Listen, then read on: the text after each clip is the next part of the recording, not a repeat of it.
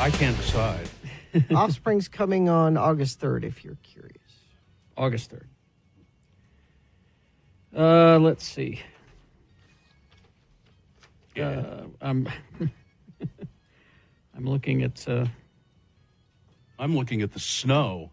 I can't believe that. Yeah. It's just... I got worried that Boba Fett died, Carrie, because Boba Fett was trending. I don't... Well, you mean the actor? No, That they killed him off? I just got worried. Doesn't appear... Did you click on it? Yeah. I'm not clicking on it. Oh, is because this a spoiler? I'm thinking it's a spoiler that you have already spoiled now It just... for The Mandalorian, which I haven't watched yet. I'm planning on watching today. Gina, did you manage to avoid the Succession spoiler? No, that was my thing that must go yesterday. So you did find out what it was. Have you watched the show No. yet? Neither have I, and I know what the spoiler is. You do know. But let me tell you this about it. And I'm not going to say what it is. Knowing what it is does not ruin the show. I've heard there are things about it like there's some long shot, some amazing 30-minute long one-take shot or something. 30 minutes? It's just how the people respond to what happens is what's important and what's interesting. Not what happens, but how everybody responds to it. So We've got them stacked up. We got that and Yellow Jackets stacking up, and I hate that you're not able to keep things. There's no way to keep things a secret. but that show, Yeah. The Beef, is so good. I finished that. I haven't finished it yet, I but finished that. those people are all just so awful. Everyone is terrible. Oh my God! Even when you start thinking even the little girl, you think, oh, you little brat. So my husband is not on social media at all. Good for him. So he's able to ignore things. So and he does this with sports stuff all the time. Oh, Like he wants to watch Premier League soccer with Muhammad, my son, not the prophet. And he's like, "Oh, I recorded that game. Let's watch it." And every time Muhammad's like, I know what happened. Unless you watch things in real time, there's no way. Very occasionally, I want to watch a sporting event and not in real time. And if I do, I just go out of my way. It's hard though. Gina. And Elizabeth in Harriman says it burns in Harriman. It burns in Harriman. Okay, whatever you say, Gina. I mean, that's Whatever just what you Elizabeth say. If that's says. I'm whatever not there. whatever you make up, that's fine. If that's the best you I don't can know come what up you're with. talking about. Elizabeth says it burns in Harriman. Okay. Because on this day, Yeah. in 1929, June Carter Cash was born. Mm-hmm. She wrote that song When she was just June Carter. about her relationship with Johnny Cash. People got that all wrong. They did? Yeah, this is a song. This is a song about geology. It's a song about the Pacific Ring of Fire, that string of volcanoes and sites of seismic activity or earthquakes around the edge of the Pacific Ocean. They call that the Ring of Fire, and that's what that song's about. I don't think so. Here's what Johnny Cash says about it. I quite like it. So he says, so she wrote the song, and he said, "Hey, I like that. Maybe I should do that song." So she said, "Fine, John." So the lyrics compare the passions of love to a burning ring of fire. Sure, all of that. But so Johnny said, I'm hearing the song in my head, and I think it needs those Mexican horns. Needs some of them Mexican horns. Is that what he said? Yeah. And she said, "You mean mariachi?" Yes. And he said, "Yeah, the Mexican horns. That's what it needs." Give me some of those. Yeah, get me the Mexican horns. It actually adds a nice layer to it. Yeah, it's a good way to. I don't know why he heard that, but he did, and it works very well.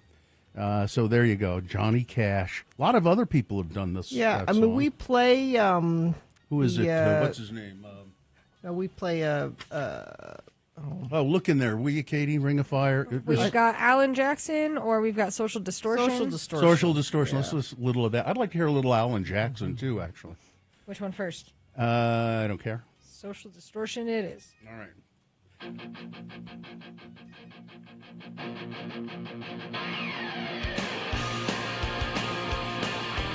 There's no Mexican I'm horns. waiting for the in this. Mexican Yeah, horns. Not in this one.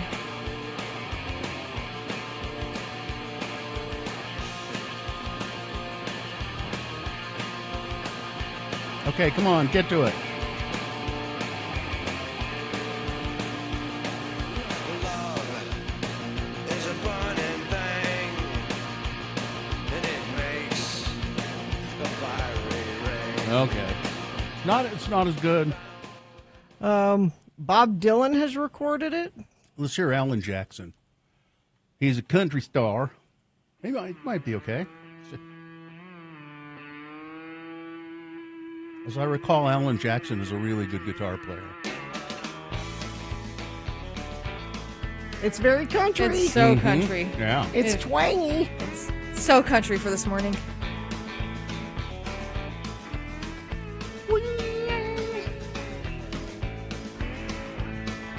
Love is a burning thing, Nah. Buying. Oh, it's okay. I mean, and it makes the fiery rain. it's all right. Lots of people recorded it. I believe it. Bob Dylan, Blondie. I wish Carrie were here. No, this is not a slam on you, No, Katie, at I all. understand completely. Earl Scruggs and Billy Bob Thornton together Those recorded it. Those are the only two we have in our system. Those yeah. are the only two. Well, three, technically. Frank Zappa, Bill. Have you ever heard the Frank No. Zappa version of it? No, and I've heard a lot of Frank Zappa in my life. Ray Charles, Grace Jones, Wall of Voodoo. Yeah, we used to play. That's the one I was trying to think of. We used to play Wall of Voodoo, Ring of Fire. You sure maybe- we don't have no. it? It wasn't in there. I can search it. But... Tom Jones. Oh, I'd like to hear that one too. I'd like to hear Tom Jones do anything because he can do anything. Wall of Voodoo we only have Mexican radio. Oh, yeah. Katie, we can play that today as one of our replacements. How about What? Mexican radio? Okay. It doesn't have anything to do with anything, Why not? but why not? Does it Why have? not? Does it have to have anything to do with anything? No, I mean it's an excuse to do it, but I don't need an excuse. No? No. I'll just say, do it. That's good enough for me. Bill says do it. Oh, weekend, good. Did you go see 28 Years Later? No, I did. Oh, you did? Yes. He beat us both. Oh, so Joe's out of town this weekend. I can't go without him. Does he want to see it? Yeah. Did you know? I didn't know this, and then I read it after I saw the movie. It was filmed almost entirely with iPhones. No. Really? Yep. 50 Interesting. iPhones. Really? Yep. Why would they do that? I'm not sure. It's something that Danny Boyle said. I want that look. I'm not sure that you would really know that watching the movie, unless you had a really keen eye. Do not give anything away, but general impressions. It's really good. It's very emotional. The second half is really emotional. Very, Okay. like people will cry. It's got the kid the Spike. His name is Spike. I think he's supposed to be 12 or 13 or something. He's very, very, very good. Jodie Comer is good for being sick all the time. I mean, she's sick for the whole. Well, Bill, she's not sick in real life, so that means she's a good acactress if Yeah. you believe that she true. is. I was pretty sure she was acting, Gina. I was pretty sure she was acting. So what my husband and I have thought we would do, though, is rewatch The first two. the first two. We now the first one is not readily available, for free on streaming, but 28 days later was Weeks. 28 weeks later was, and my wife and I watched about 3/4 of that before we went to Oh, see this. you were doing the same thing. And it got to the point where we both said, "This is pretty boring, isn't it?" Well, And it was not, and we actually shut it off. On the second one? so Yeah. I've watched the first one several times. Yeah. The second one I have no memory of. So It's- Second one's okay. It starts out okay, and then it just kind of It just trickles off. It just kind of keeps doing the same thing over and over again, and you go, well, okay, I've seen that. I've seen that moment 6 times now. That's enough. But was it helpful in this? Like you went, oh, No, were there doesn't- any? No, I don't. You don't have to have seen the first 2 to. Oh, you could just like dive this. into this one. Yeah, because they. I mean, at least watch the first one so you understand the virus. Well, they sort of explain it anyway. Oh, do they? Yeah. Okay. Yeah, they explain right at the beginning. There was a rage virus that took over, and yeah, they explain. They have a little intro that explains all of that. So you don't have to. Oh, and Sean Means mentioned this. This movie ends in a way that you go, oh. There'll be another one. Oh, okay. Part two is coming, and as I understand it, part 2 is done. And you know who did this, by the way, besides Danny Boyle? Who? Alex Garland. Who's Alex Garland? Alex Garland, who wrote and directed Civil War, Oh, and he did this other movie that was out was out about this group of Marines in Afghanistan that was very hyper realistic. yeah. Oh, Festus saw that and said he loved it. Yeah. So anyway, we have to take a break here. But Alex Garland is a thing. He wrote all three. He wrote with Danny Boyle the first one. Yes. He wrote the second one. Somebody else directed it. And then he wrote this newest one, and I think he co-directed. Yes. With Danny Boyle. Yes. So anyway, let's take a break here, and then we'll come back with your check-ins. 877-602-9696 is the number to call and check in with the Radio from Hell show.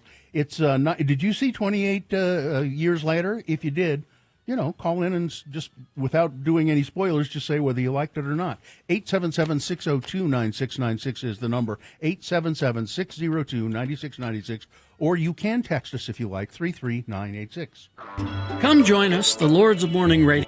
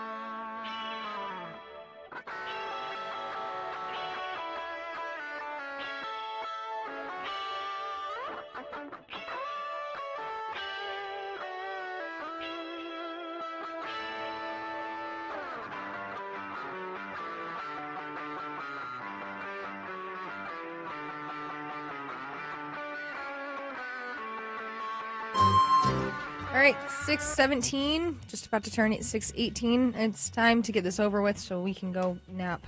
Okay, now what we need to do, though, is get set up, and we'll officially introduce the show, but we need your check-ins. 877-602-9696 is the number. Check in with the Radio from Hell show. We really like to hear from you in the morning, so 877-602-9696. You can also text us if you'd like to do it that way. 33986. Do we have a sponsor? Jerry Seiner Cadillac celebrates their new location with an incredible buying experience for your dream car. Come in today and experience the Seiner difference. The moon is just a little sliver of a moon. 5.5% of full. The moon will set today at 7:51 p.m. Today being Monday. It's the 23rd day of June in the year of our Lord Jesus Christ, 2025. It's Johannes Gutenberg's birthday. The Bible? He wrote the Bible. Press? He wrote the Bible. That's right. He's the guy who sat. You know what I'm going to do? I'm going to sit down and I'm going to write a Bible. He invented a sort of a printing press, and The Bible was the first book that was printed. actually it wasn't the first one he printed. But It wasn't? No, he printed a book. He printed something called.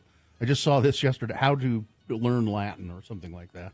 But then he said, I'm going to try to do the Bible, and he did. We're tired of handwriting it. It's long. Way to go, Johann. Now let's see, and so we blame him for the distribution of the Bible. It's a pink flamingo day. Okay. The lawn ornament specifically. It's pecan sandy day. Pecan sandy. I love a pecan. I don't like pecan sandies really because You why don't? No. Why do you want to eat a cookie that feels like it's sandy? Oh, I like sandy cookies. No. I do I'm a too. big fan of the sandy. I cookie. am too. No. It's Grit. The Yeah. more grit, the better. It's well. Then why don't you eat sand? Because it's not sweet. Well, go put some sugar. Mix some sugar with some sand. See how you like that. And it's also insect week. Just general insect. Just don't bug me about it, okay? Hey, come on. Pretty good. All right, and this is an all-new edition of the Radio from Hell show, starring the Lords of Morning Radio. Kerry Jackson, who is still in absentia. He's in Japan. He's in Japan right now. I'm Bill Allred, one Lord of Morning Radio. Gina Barberi over there, another Lord of Morning Radio. Katie for short is our fine producer who produces the show, runs the board, and chimes in while Kerry is gone. And in the producer's booth we have Maya, and Samson is in there as well. Tanner. That's Bill, I'd like you to meet Tanner. I don't see. I think I know who Tanner is, but I'm gonna that's start Samson. making a list of all of the names that you use for Tanner. See, the problem is that some people are face blind. I'm Tanner blind. You can remember everybody but him. Yeah, when I see that person, I sort of know. I recognize the person, but not the name. And the dog is in there as well. Yes, So, Max is in there. There he Sleeping is. away, There he doing is. what I want to do. all right, let's get on with it now with check-ins. 877-602-9696. Nope, nobody's there. You can text us 33986. Heard from Zane of Dallas checking in. Why has Dave Matthews Band done a cover of Ring of Fire? It's true. Mike in Nashville, of course, let us know that happened. Mike also lost his phone on the plane. Bummer. He was in Charleston. How do you lose your phone on the plane? Like it falls in the cushions, like you have it in your pocket, maybe? I don't know. And have you heard on the plane when they say if you lose your phone, alert the... Don't try digging around for it. Don't try digging around for it. Alert your flight attendant, and we'll come help you find it. They know how to get it out of the crack. Who's doing sports? That will be very important sports today. It will, yes. Ed Brass will be in for that. Mr. Amy Donaldson? Yes. Richard, who's not a dick, checking in. Amy of Florida. Olivia Newton-John even did Ring of Fire. Everybody did I don't ever want to Ring hear of that. Fire. I don't ever want to hear that. Calvin from the Dell checking in. Thanks for letting me listen. Meshach of Erda. Katie in San Pete County. Lola the Promiscuous Potato checking in from Lucifer's Desk, Squad Headquarters. Happy summer, all. Wait Whatever now. any of that means, Wait, Lola. now, Lola, you need to call 877-602-9696 and explain a little bit of that for us. Please. Chef Roy checking in. I also saw 28 Years Later this weekend and loved it. Mm-hmm. Nurse Adam checking in. I spent the weekend camping near Mirror Lake. Such a nice break from life. Now back to the grind. Happy Monday. Perry City listener checking in. It's going to be a busy week. I have one-day business trip Wednesday, and we'll be in the high Uenas by the start of the weekend. Here we go. Wow. Johnny B checking in. Girlfriend showed me the Spinal Tap movie last night. Wait a minute. Wait, hold on. You've never seen the Spinal Tap movie, Johnny B? Even I know what this is. A few things make a lot of sense now. Good luck, Artie Fufkin. Yeah, that's Yeah. Artie Fufkin. I can't believe you hadn't seen that till now. I'm glad you got caught up. Good morning, Lords. Rye from Morham checking in. Trucker Landon, I used to host a karaoke night every Monday at Monk's in the basement of the Walker Center, and I had a regular flashback this morning. You must have done karaoke with Ring of Fire. You know, the Walker Center, there was a story over the weekend. You can take, they give tours now Cool. of the Walker Center, and the tour ends on the roof. Oh, Where the big sign is? the Yeah. big sign is with that tells you what the weather is. Yeah. I think it costs a little bit to go on the tour, but it's if you've never been in the Walker building, it's beautiful. Mm-hmm. It's a really ornate old building on the inside. Really, really nice. Mikkel of Reno. South Weaver Gravel Pit checking in. The whole pit is Right. checking in. Oh, I know that pit. That's the one on 89, Yeah. right? Yeah. Groundskeeper Bob checking in. Beautiful working temperature this morning. So cool outside. If it could always be like that in the Yeah. morning, that would be so nice. It's kind of crappy in here. Deseret Jim checking in from North Salt Lake. I miss the Deseret Gym. Gina, try the butter cookies from Thule Bakery. If you like Sandy cookies, love Sid. I have had those. They are great. I love butter cookies in general. Dr. Mike says, been awake since 3 a.m. If it burns, perhaps you should seek medical care. Well, yeah.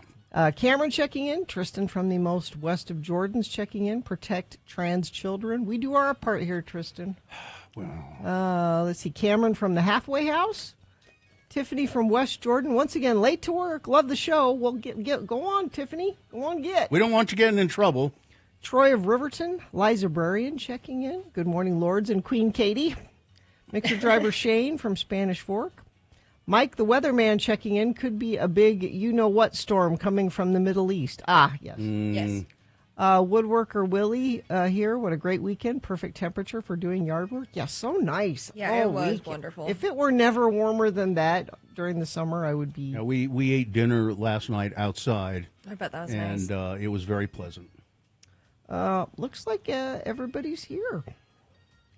Yeah. Well, then, let's take a break. And what we've got coming up is Big Boy News and Opinioendo. And then Frank Chris presents They're Fine, They're Just Fine. It's our Dead Celebrity game, wherein we ask a contestant to identify a dead celebrity. Out of a list of 4, one of the celebrities is dead, and if the contestant does that correctly, they win a prize. And what is that prize? All-time low tickets coming to the Union on October 16th. All right, so you can win tickets to see All Time Low by playing Frank Chris Presents They're Fine, They're Just Fine. All you have to do is call 877-602-9696. You could even call now if you'd like And and hang wait. on, Yeah, and if hang you on. want. All right. Traffic, Gina? Yeah, Right Wing Wade says checking in from I-15, both lanes and directions. Moving smoothly. Let's see, we also heard from Midvale Rousdower, I-215 north to the 201, looking fine. Happy Monday, everyone. They're just 2 members of the Infinity Team. Everybody is a member of the Infinity Team. That's you. Whatever you're seeing on the roads, you can share it with us. There's Bad Brad Wheeler checking it. You were just a minute late, Bad Brad. Good morning. Yeah, you can check in with us, give us traffic. Texting is always open, 33986. Summer Showdown continues this weekend with Bugs Are Here to Kill You edition, Arachnophobia, and Starship Troopers. Oh, it's Insect Week. Get your tickets now at slfstix.org. All right, news and Frank Chris coming up after these messages and a song.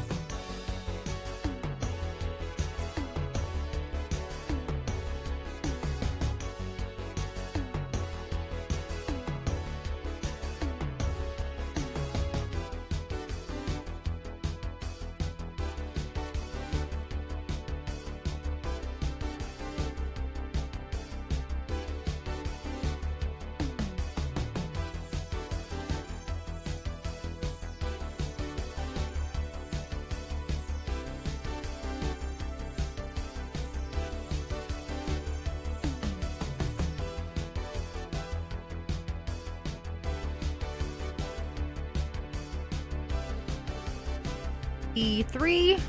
I was just looking at x96.com and checking on our Salt Lake Acting Company Not Safe for Work podcast. There are still a few tickets available for that performance. Not many, though. Maybe 10. I'm looking at it. This is the Salt Lake Acting Company Summer Show, which is a satire on all things Utah, and there's always stuff going on. Stuff that's so crazy that you think, how can we make a satire out of this? Because it's already crazy. They do a great job of it at Salt Lake Acting Company.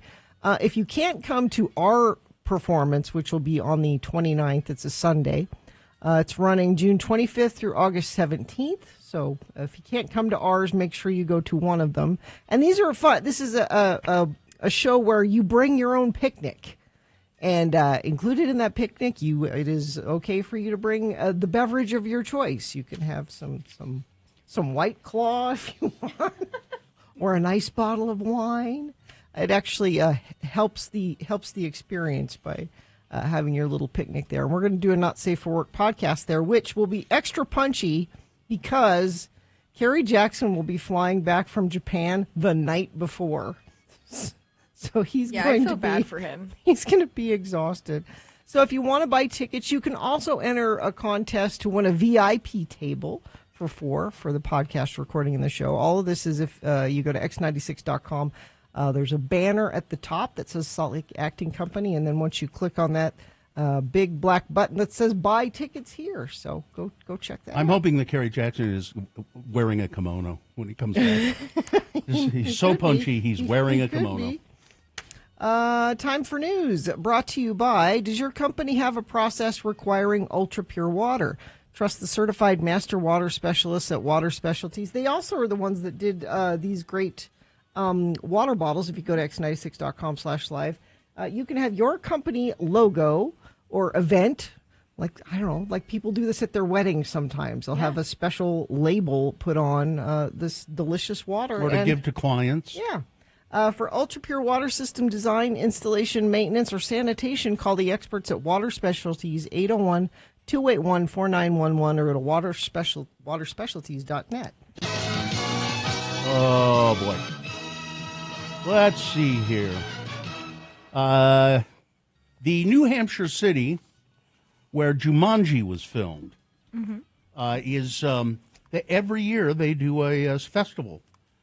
It's Keene, New Hampshire. Madeline Murphy remembers the instructions she was given on the set of Jumanji when she was an extra 30 years ago. Pretend you're frightened and you're screaming because an elephant's coming after you. So that's what she did in the central square of Keene, New Hampshire, running back and forth over and over on a long day, November 1994. I was pretty tired by the end of the day, and it was cold, said Murphy, who is 61 years old. She got a check for $60.47 and several seconds of screen time. Murphy was one of about 125 extras cast in the classic Robin Williams film, which is marking its 30th anniversary. It spawned several sequels, including one planned for next year. The city of about 2,300 people in the southwestern corner of the state is celebrating its ties to Jumanji this past weekend. Featured event, the Rhino Rumble Road Race, saluting the film's stampede scenes of elephants, rhinos, and zebras. On Saturday, runners in inflatable animal costumes are sprinting about a quarter of a mile around the square. There's even a T-Rex. There's a cast party, a parade, and a scavenger hunt, among other events. It's based on, of course, the 1981 children's book by Chris Van Allsburg about a mysterious jungle adventure board game. The movie version of Jumanji set in that fictional small town of Branford, New Hampshire. I don't know why they had to make it fictional, but they did. And it was, as I recall, it was kind of an entertaining movie. I loved the movie. The books were great. I read the books to my kids, and they were great. When I was an extra in a movie, I made $55. So Nice. that's about the same. I've been an extra in a movie several times, and I don't remember what I made. I haven't. Well, cool. you need to, Katie. I guess. Iranian state TV aired a bold warning to U.S. President Donald Trump, displaying a map of U.S. military bases in the Middle East, alongside the message, "Mr. Trump, you started it, and we will end it." The message comes at a time when tensions are at an all-time high, following Trump's confirmation that the U.S. military carried out strikes on 3 of Iran's major nuclear sites. In a post on his Truth Social account early Sunday, Trump said, "We have completed our very successful attack on the 3 nuclear sites in Iran, including Fordo, Natanz, and Esfahan. All planes are now outside of Iran airspace. A full payload of bombs in caps, was dropped on the primary site." He said, "There is not another military in the world that could have done this. Now is the time for peace." Boom. Now peace. Yeah. Okay. Listen, you better come to the peace table, or we're going to bomb you back to the Stone Age. This is makes me very tense. This could escalate drastically. Yeah. Over several decades in power, Iran's Ayatollah Ali Khamenei has built up a regional proxy forces and formidable missile arsenal with the aim of deterring precisely the kind of direct assaults being carried out by Israel. With his allies defanged and Israeli planes controlling the skies over Tehran, Iran's supreme leader is now fighting for his survival and that of his regime. And, stop and think for a moment about the people in Iran. This is really bad for them. There are shortages of everything right now. They can't get money. They don't have any money. Like, they go to the bank to get money that that they thought that they had, and they say, "So no, sorry, the money isn't here." That happens all over the Middle East all the time. It's the people in. I'm sure. I'm almost positive that the people in Iran would like regime change. Well, and there was something I was reading over the weekend where there are some business owners in Iran that are trying to think about how they can form some kind of coalition to have their own, not with U.S.-led regime change, but from within. Let's see. North Dakota man is now facing charges after police say he was found with more than 2 pounds of cocaine in his vehicle. Nathan Alexander Cerna, arrested last week, according to court documents. Police pulled him over in Washington County. A vehicle driven by Mr. Cerna. Following it, he was weaving. Let's pull him over. Oh, look, cocaine. 2 pounds of cocaine. Look at that. I thought cocaine made you drive better, like you're super focused. Well, right? Gina, I don't think he was driving along snorting the cocaine. I think probably needed a little. I think he was transporting it somewhere. Okay. Let's see. A woman was killed Thursday after allegedly being stabbed with a knife during an altercation with a man in Ogden. I think there's no allegedly about it. They found a woman who had been stabbed several times. Police were called just after 1 p.m. to reports of a disturbance in the 1400 block of Washington Boulevard. Officers arrived. They found the 48-year-old woman with critical injuries that police said were consistent with a knife assault. The unidentified victim was transported to the hospital. She later died, and a 25-year-old man who was at the location when police arrived was detained and taken into custody. They believe they've got their man. Fires burning down in the southern part of the state. The Forsyth fire has grown to about 5,660 acres, destroyed 14 homes so far. That's by Sunday afternoon, according to information from the National Weather Service and Utah Fire Info. And it's 0% contained. Yeah, by Sunday afternoon, the fire was reported 0% contained, believed to have started naturally. Governor Cox held a press conference Sunday afternoon where smoke from the Forsyth fire could be seen behind him. You could see it in the air here and smell it. Noting the solidarity of the impacted community, Cox said, "It's been a really rough few days for our friends here in Pine Valley and for our friends here in Washington County." He thanked the commissioners and the fire crews, and he said everybody's been working tirelessly. And then he said, "This is a tragedy. Obviously, it's so there's He also said it's time to pray for rain again. Did he? Mm-hmm. Okay. Sure, why not? Yeah, I mean, it can't hurt. Yeah. I guess it can't hurt. Really. A teen was apprehended at the annual South Ogden Days event Saturday. Pulled out a gun, according to the South Ogden Police. A Facebook post from South Ogden Police said, They were providing security. They received reports of a firearm in the park where the event was being held. The suspects were being described as a group of juveniles wearing all black clothing. Police said they were able to locate and approach the group when a male suspect pulled out a gun. He's lucky to be alive, I would say. According to South Ogden police, the suspect dropped the gun and ran toward the park's main concert stage. They pursued him and were able to apprehend him without incident.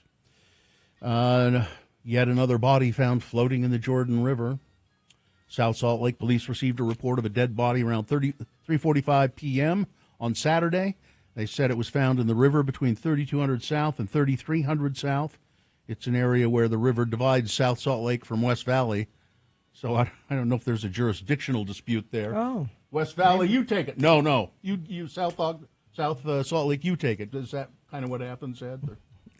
Yes, Both. They both take it? Sure. Yeah. The individual's death is under investigation. Oh, and I don't have it in front of me, but they released that guy from jail, Gamboa. Mr. Gamboa. Maybe Ed can weigh in on this a little. Have you been following that, Ed? No. But I know they probably released him because this is an open carry state. Yeah. And whoever took the shots at him may have been mistaken about his intent. Yeah. And so he's and I don't think they'll bring him back. I think they released him and said, but just don't leave town, you know. It's extremely unusual for someone who's been booked in for murder to be released on any conditions. What about the peacekeeper, the guy who actually did the shooting? He's got to face some kind of music. Maybe not, because in this state, self-defense or defense of others based on what you see at the time it happens and whether or not your belief that someone was in danger was reasonable. So he could be totally wrong in hindsight, but if he had a reasonable belief at the time that what he did was justified, nothing happens to him either. How do you determine that? SimGill has to sit there and determine that. Well, sure, or later on a jury will, one or the other. Yeah. And so the issue is we need to get rid of guns. Sorry about that, Second Amendment people, but there shouldn't. The more you introduce into these situations, because both sides of this, it's a result of people being able to have whatever gun they like out in public. Right. Both sides of that. Yes, at a protest. Yeah. Apparently, a wonderful place to bring your AR-15. Apparently, Gamboa, the guy with the AR-15, made a point of doing that a lot. Right, which is probably the reason why he's been released. And I think he did it because he was trying to make a point. Not that he was going to use it, but look what I can do. Yeah, look what anybody can do. And lost in all this is the fact that some very decent person from all outward appearances is dead. Yeah. For what? For nothing. So that you can carry your AR-15 to a protest I blame, or a parade I or blame whatever. the Utah State Legislature for this. That's who I blame. The blood is on their hands. I think so. Yeah, imagine being a police officer under these circumstances and trying to make the determination as to whether or not the person has the intent to shoot someone or they're simply showing off their weapon. Yeah. Let's see. Finally, this. We need to wind it up here, I think. We got time. Yeah. Do we? Yep. Let's see. Then I will do. Because we don't do sports till a few minutes. That's right. Let's see. As sickening as it is to see immigration customs enforcement agents snatch people off the street, it's even more disturbing to see so many of them going about their work with their faces covered, wearing masks. If you were to make a list of things that viscerally register as un-American, few things would maybe rank higher than the spectacle of a secret police pouncing and disappearing meat plant workers and nannies and graduate students. The basic principle is that the police are accountable to the public, and that requires, at minimum, knowing who the police are. Not only have Americans been primed to expect to see police officers' faces, we've also been told that we can demand an officer's name and badge number. Granted, that has largely worked better in theory than in practice, but the basic principle is that when the police are accountable to the public, then that's a good thing, and that requires, at a minimum, knowing who the police are. We're seeing the rise of secret police, masked, no identifying info, even wearing army fatigues, grabbing and disappearing people. California State Senator Scott Weiner wrote on X Monday before calling it antithetical to democracy. It harms communities. Weiner and other Democratic colleagues, State Senator Jesse Aragon, have introduced a bill called the No Secret Police Act, which said you can't wear, if you're a police, you can't wear a mask. Because that means it's real easy for people to pretend they are police. Yeah. A federal appeals court on Friday blocked Louisiana from enforcing a law requiring the display of the Ten Commandments in all classrooms of the state's public schools and universities. Calling the law plainly unconstitutional, a 3-judge panel of the 5th U.S. Circuit Court of Appeals in New Orleans unanimously upheld a November 2024 ruling by a lower court judge who enjoined the law's enforcement. It is a victory for parents and students who accused Louisiana of trampling on their religious rights, and a defeat for Republicans and conservative groups trying to make an expression of faith more prominent in society. I predict it is a temporary victory, because the Supreme Court will say, "Oh no, you can do it. Go ahead. You can require schools to display the Ten Commandments." I think if you would like your children to have religious influence at school, you send them to a religious school. And finally, this Holt McElhaney, who starred in the Netflix series Mindhunter for 2 seasons, along with Jonathan Groff, and this was a terrific show. I've told you about it, Gina. You need to look. I know. I don't know why I haven't. It's still available on Netflix. You should watch both seasons. It's all serial killers. My favorite. Anyway, he recently told CBR about a long-awaited possibility of a revival, and now he's spoken to the show's executive producer, director, David Fincher, about the series returning as 3 different films. I had a meeting with David Fincher in his office a few months ago. He said to me that there is a chance that it may come back as 3 2-hour movies. I think it's just a chance, but I'm hoping it is.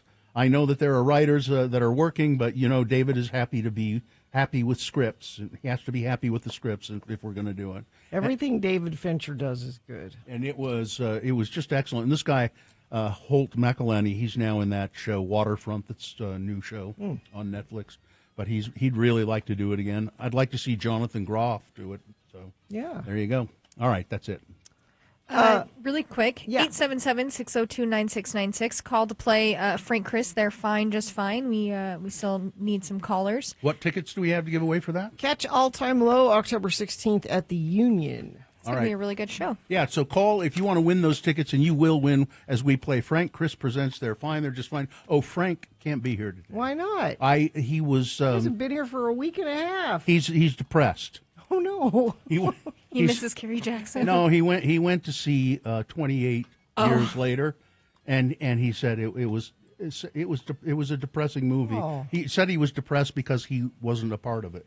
He would have fit in just fine. Yes, just fine. So Frank Chris Presents. So I'll be filling in for Frank with the Dead Celebrity Game. There was a request for Celeste Malloy to fill in. Yes, there was. Well, which I love. Hello, hello, I'm Celeste Malloy. 877-602-9696. Call to play right now. Now, weather or traffic. So Bill was touching on this a little bit with all the fires we have. There is a fire concern statewide right now. Perfect time to start selling fireworks. Yeah. Again, Utah State Legislature, I don't know why that's still a thing. We should have a big firework, professional displays at like the baseball game and the soccer game and maybe at a park, and that should be the only fireworks we have. The fireworks stands are going up in parking lots right now. I think the law says you can't fire them till the 2nd. Is the 2nd of July? All right. But they're selling them now, and people will not be able to control themselves. No. But we have severe fire danger, and it's not going to get any better because I'm looking ahead to the 10-day forecast. There is no rain in sight, and those nice cool temperatures we had over the weekend and this morning, those go away rather quickly. We're going to be up around 100 again by the end of the week. I love that. But right now, go outside. It feels so nice. It's 52. It's just lovely. 77 for a high today. 83 tomorrow, 86 Wednesday. Like I said, things will creep back up to around 100 by the end of the week. You're not creeping on the roads, though. Everything seems to be moving great. I'm looking at the UDOT cameras. Not a slowdown or accident in sight. Let me check our message stream. Somebody says disabled car northbound Bangor Highway at California Avenue, blocking the right lane. Thank you, Infiniteam. You're always there when we need you. Let us know what you're seeing. 33986 is where you do that. Stay cool all summer and lower your energy bills with a high-efficiency AC from Larson HVAC and Plumbing. Get $500 off at larsonhvac.com/X96. Oh, It's just you. oh, just that's you. right. That's Frank, right. don't Frank, worry, Frank's not coming, remember? Frank, yeah, that's right. Frank is not coming. Frank Christ is not here, so I'm going to take his place as we play. Frank Christ presents They're Fine. They're Just Fine. Now, Frank, for those of you who may be new to the show, he's a Grim Reaper. And he has feelings, too, though. He's a Grim does. Reaper with feelings. He does. He joins us here in the studio most weekdays. He's a skeletal figure. He wears the robe and the hood, and he has a scythe. And his job, his specialty, is to reap the souls of celebrities. And that breaks, well, if he had a heart, it would break it. Breaks what used to be his heart. Yeah, because he loves celebrities. He loves them. So every time one dies, Frank has to go and take them away to the distribution center. So we play the game. Frank Chris presents They're Fine, They're Just Fine. Do we have a contestant? We do. We have Mark. Mark, hi, are you there? Yeah. Hi, Mark, and how are you today? Oh, I'm fine, just fine. That's good to know, Mark. I'm glad you're fine. Now, Mark, if you can identify the dead celebrity in this group of four, you will win a prize, which is what, Gina? Tickets to see All Time Low October 16th at the Union. All right. Mark, because it's Insect Week, Frank has given me a list of actors in movies that feature insects. Here we go. Identify the dead celebrity and you win. Number 1, Lee Grant.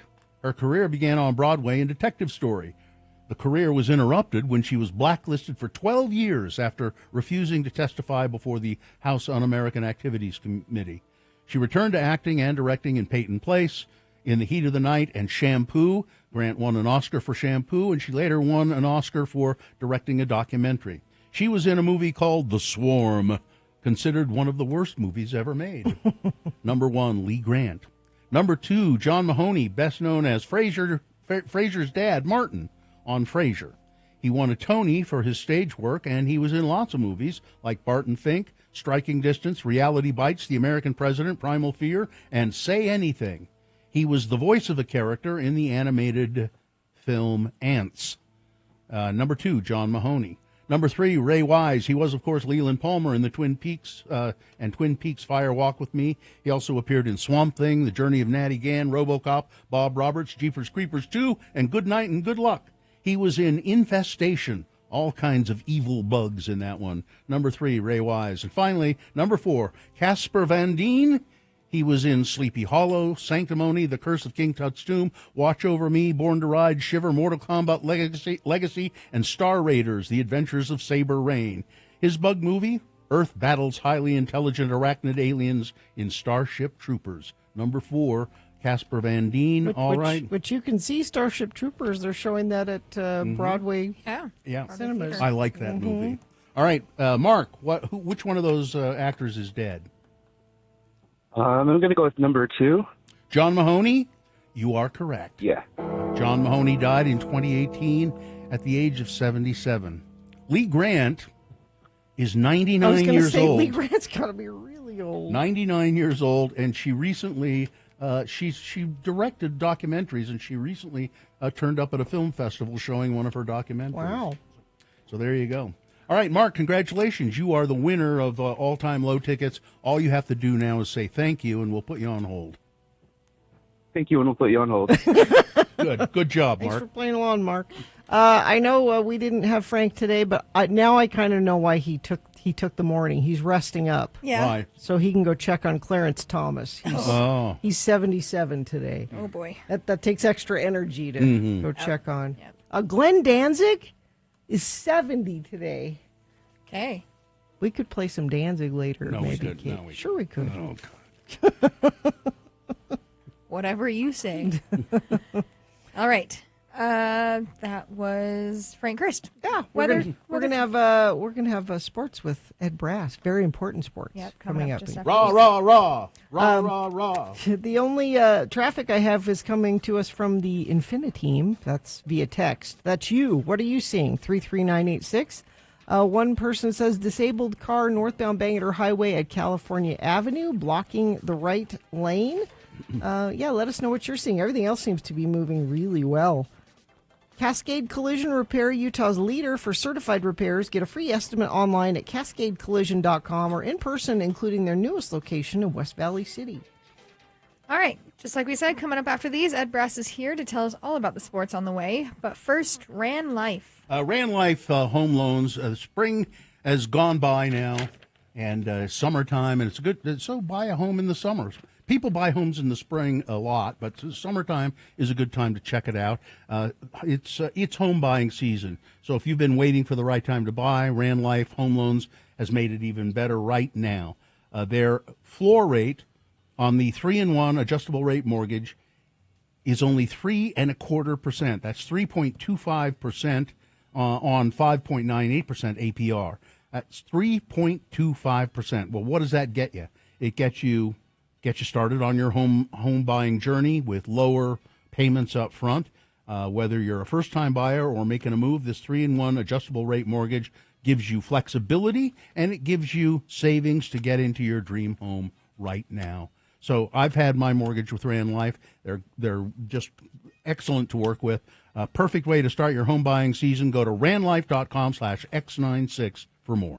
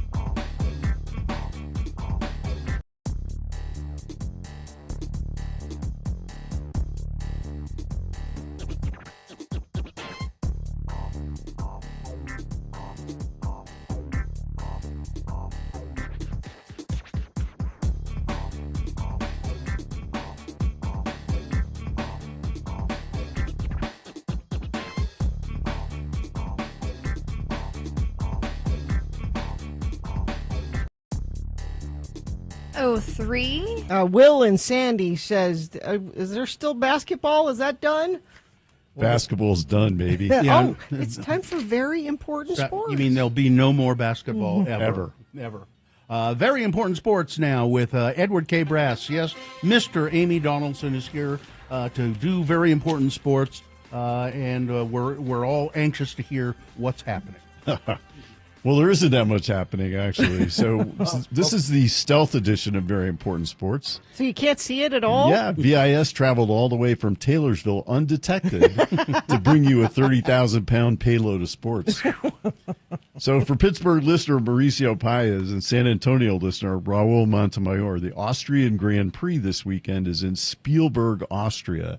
I thought that was sort of interesting, so I looked it up to see if Steven Spielberg was named after that town. Mm-hmm. And, in fact, that's a common name in Europe. Mm-hmm. And Steven Spielberg is from the Ukraine. I didn't know that. Yeah. Not Austria. No, not Austria.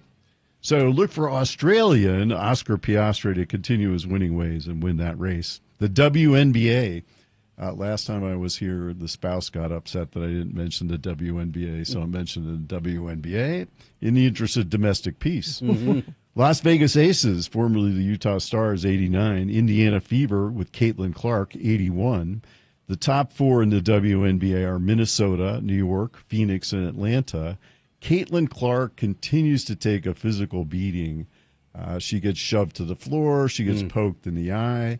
But Indiana has apparently assigned a 6-year guard, Sophie Cunningham, to act as her bodyguard. So it's sort of like hockey. Sophie's the goon. Yeah. And if you mess with Caitlin, you're going to have to mess with Sophie. There's some great video last week of her just, stepping Taking up. somebody out. Yeah. Someone suggested that she was biting someone on the other team. I didn't see that. Like it was an MMA sort of move. So she's not there to really score any points. She's there to... She's a defensive player. She's a rebounder. And she's a 6-year player, so she's lasted in the league a long time. But they put her in there, I think, to take care of business. Mm-hmm. But I guess her jersey, sales went up exponentially last week because everyone was like, "Yeah, her." Well, and the reason is let's be sexist here for a moment. Sophie's an attractive young woman. Yeah, she's very pretty. So really? That may be why it went up. So. The NBA championship last night, Oklahoma City 103, Indiana 91. Small market team. What do you know? Somehow a small market team with a really good general manager that they've had for several years managed to win an NBA championship and not finish last and not be competing for the number one draft choice in the lottery. Somehow that happened. Tyrese Halliburton, who is the star of Indiana, who scored 9 points in the first 7 minutes, was playing with a calf injury, and that calf injury turned into 7 minutes into the game, a torn Achilles tendon, and that was it for the Pacers. That was the end. Yeah, he had non-contact injury. He already had a really tight calf, and it tore his Achilles. So I guess he might miss next year as well, or at least part of it. So, I mean, they're both small market teams. Yeah, both of them are, and they made it all the way there. And look, that means that you manage the Jazz properly, and they can make it there as well. In Ohio State news, to see what a wonderful person Congressman Jim Jordan is, see the documentary on HBO that's called Surviving Ohio State. Jim Jordan was an assistant wrestling coach. He turned a blind eye to the complaints of his wrestlers that the team doctor was molesting some of them. He covered for that, and he's still covering for it to this day. And his response was, "Well, that's him. That's him. That's the doc. Like not surprised. I've heard about this before. He does that kind of thing, and he's the adult in the room, and he's supposed to be protecting these kids, and he didn't, and he's never had any consequences as a result." This seems to be a real problem in the Midwest with coaches and doctors, team doctors. I would think that an assistant wrestling coach is A, not a very prestigious position, B, doesn't get paid very well, and C, is not very smart. Yeah, all of the above. Yeah. But smart enough to get into Congress these days. Well, you don't have to be very smart to do that. No, you don't. It's not the best and the brightest anymore. I'm shocked. Is not. Shocked to hear that. It is not. Golf. So Tony Finau, very important sports, is enamored with Tony Finau. He finished in 66th place in the Travelers Championship and won $39,800. 66. He's in 66th place, and he wins almost $40,000. I mean, come on. Everyone should be out there taking up golf. In NCAA baseball, LSU defeated Coastal Carolina 5-3 to win the College World Series. In Major League Baseball, the American League East, it's the New York Yankees in first place. In the Central, it's the Detroit Tigers. In the West, it's the Houston Colt 45 Cheaters. In the National League East, it's the Mets and Phillies are tied for first. In the Central, the Cubs are in first place. In the West, the Dodgers. Now, the Dodgers beat Washington 13-7 last night. And Mr. Ohtani pitched for one inning, had 2 strikeouts, no hits. Then he went 2 for 4 as the designated hitter, knocked in 5 runs and had a home run. He's worth every penny they're paying him. And he puts people in the seats, too. Yeah. Look, I mean, think about it. The owner was able to pay $1 million out of his pocket to help people that are displaced by what's going on in Los Angeles. So they're still making a profit. Yeah. In football, there's a club contest going on. It's really the international break, so Major League Soccer doesn't resume until Wednesday. RSL doesn't play until Saturday. They play Sporting Kansas City in Kansas City. They're in 12th place in the West. Was also reminded to mention the Utah Royals in the NWSL. They lost to the Seattle Reign 4-1. That's a 14-team league, and the Royals are in 14th place. Oh. In rugby, the Utah Warriors were knocked out of the Major League Rugby playoffs, losing at home to Houston 33-19. So that'll be the last you probably hear about rugby in this area, at least till next year.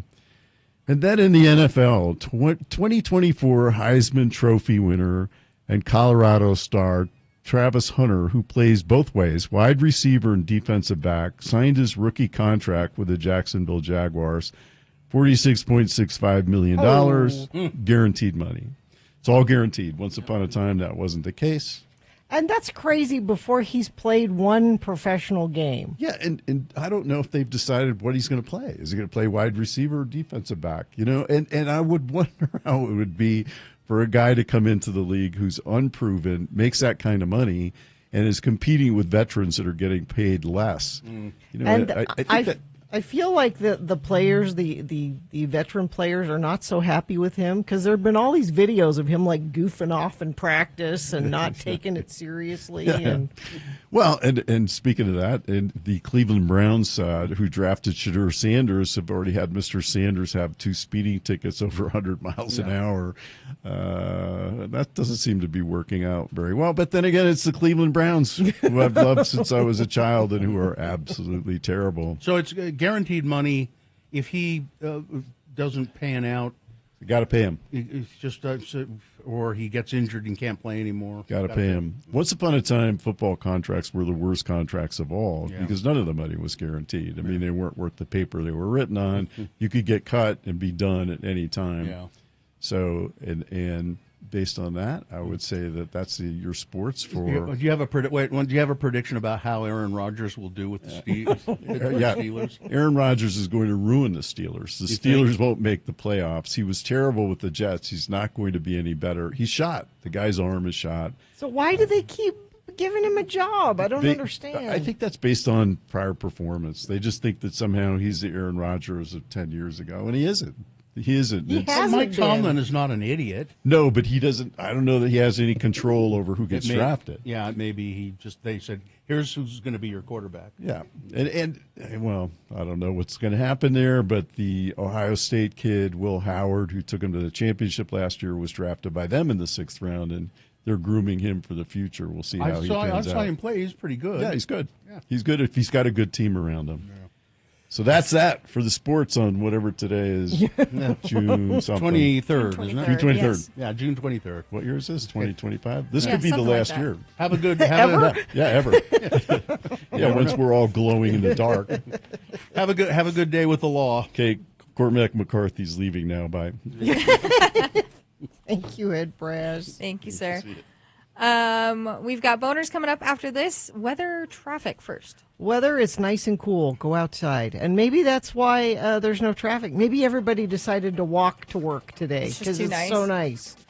No accidents or slowdowns being reported by UDOT and not by you either. If you see something, though, you can share it with us, 33986. Don't pay for tires and oil changes ever again. Get tires and oil changes for life.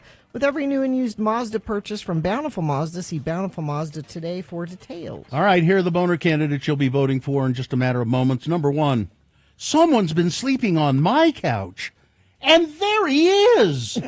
Boner candidate number 2, well, maybe we can stop terrorists with a well-kept lawn and garden. And boner candidate number 3, I bet you're here to give birth to a U.S. citizen. Wow. Okay.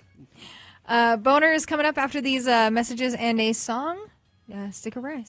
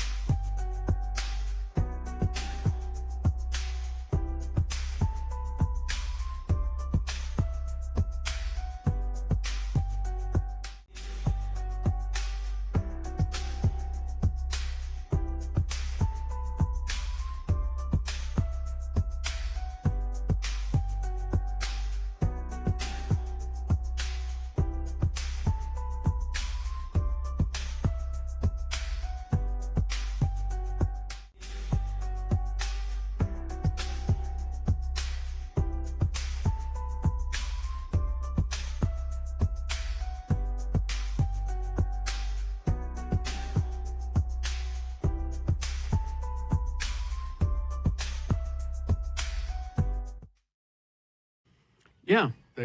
Because the baby goat was egregious, and it was a cute goat. It pulls at the heartstrings, but Yeah. number 1 he's a monster. Goats are adorable. I like watching videos of the little baby goats in pajamas jumping around. Yeah. But don't look at their eyes too closely. They go crosswise. They got creepy eyes. That's why people think they're satanic. Yes. I was walking through my neighborhood once. Oh, this has been several years ago now, and for some reason, somebody had 2 baby goats in their front yard, and we stopped and kind of played with them. And what they liked to do the most was butt you. Oh, yeah. They with their heads. They were all into that. And I mean, these were just little, by the size of a dog. Oh, yeah. Little baby goats. They were cute as hell, but would you knock it off? Jeez. Oh, they don't stop at all. Uh-uh. Me and my wife were visiting her parents in Vernal recently, and they had some friends who recently had baby goats, which are just kids, right? Well, that's what they call them. Yeah, yes. they were doing the same thing. They were they didn't go above my knee, but they just kept running into my shin. They were nipping on every little edge of my clothes, and they're adorable as hell, though. Now, I've never been around fainting goats, but a salesperson who used to work with us, Pam, had fainting goats. She had some. And she lives up in the Park City area, and I never got to see them. But, they actually, when if you make a noise or come at them, they faint. Or say a swear. Maybe if you use... Oh, that's different. That's a pearl clutching goat. That's a different one. yeah. That's mostly Gotcha. the legislature. the outrage goat. Yes. Yeah. But I think that's just so interesting that and I guess it's a response of they like playing dead. Well, you won't do anything to me if I play dead. Oh, so they're not actually fainting. They are kind of. They're feigning the fainting. Well, no. They actually do kind of black out. Go to YouTube and Okay. look up fainting goats. and you'll see what we're talking It's about. very odd. I'll spend the rest of the show doing this. And then, And I don't think they get very big, do they? Aren't they I just don't little? think so. I think they're small. Yeah. They're a smaller breed of goat. But goats, they do have creepy eyes. Yeah, Very creepy. it's the eyes. And they can be pretty nasty too. Pretty mean. Oh, they can be mean, yeah. Looking at a best of fainting goats compilation. Oh, it's Of wonderful, course, isn't it? mashup. Yeah. Somebody in the chat room just put a GIF of one in there now. There's okay. a big goat scaring a small herd of the little goats. Oh. And the little goats, most of them just drop. Oh, I That's so see. I funny. see. It's the little brother tactic where you lay down on the ground and you're like, you won't hit me if I'm here. Boom. They do. They just drop. Boom. It's quite amusing. Evil eyes, though. And I think Pam said it's really not nice to. No. You can make them do it, but you shouldn't. Julie says their muscles seize up. That I one guess they does- get so scared they just go. "Ah." That one looks pretty stiff when he falls Yeah, down. their legs are stiff and their back is arched. Like they can't move, obviously. But Pearl clutching goats are part of Nanny Nation. Ah, there Nanny you go. goats. I got You it. see. That's pretty good. Thank you, Texter. That's good.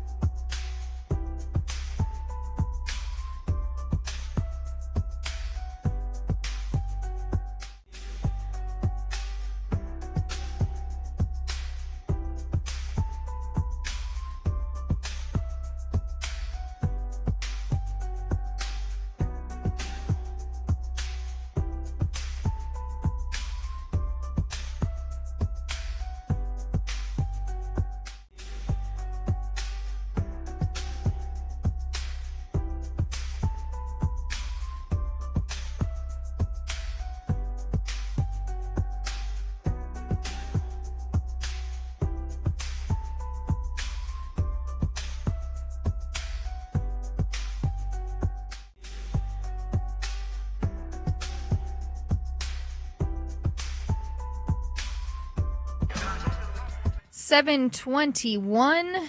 It is now time for Big Boy News and Opinioendo. Or I'm sorry, it is now time for boners. First There you two, go. we'll announce boners, and then we'll do the Big Boy News and Opinioendo, and then after that, we'll announce the third boner, and then it'll be time for you to win. You can win a Radio from Hell. yeah, Can't buy that. it. Got to win a Radio from Hell boner T-shirt to a random boner voter. All right. Here we go. This is boner candidate number 1. Someone's been sleeping on my couch. And there he is. West Jordan, Utah, 39-year-old man is facing charges after police say that he went into somebody's apartment and fell asleep on the couch. Robert Stedman was arrested on Thursday. According to court documents, officers were called to the apartment complex after the renter found Mr. Stedman asleep on their couch. Police say Stedman didn't know the people inside the apartment. The victims didn't know Mr. Stedman. West Jordan police say Mr. Stedman claimed that he believed the apartment was being rented by a girl he had just met or the voices in his head. One of the two. Yeah, it was either that or the voices in my head. The victims claim to have left their apartment unlocked for another family member. Stedman faces charges of criminal trespass of a dwelling. Boner candidate number 1. Someone's been sleeping on my couch, and there he is. Boner candidate number 2. You know, maybe we can stop terrorists with a well-kept lawn and garden. That sounds nice. Amid the threats of retribution from Iran following the U.S. military strike on 3 Iranian nuclear sites, critics have ramped up their scrutiny of the 22-year-old man who was assigned a major terrorism prevention post by Donald Trump. In a Sunday Morning Post on X, Senator Chris Murphy, Democrat, Connecticut, called out Trump for appointing a 22-year-old to a role at the Department of Homeland Security in which he oversees the Center for Prevention Programs and Partnerships, a division of the agency which is tasked with terrorism prevention.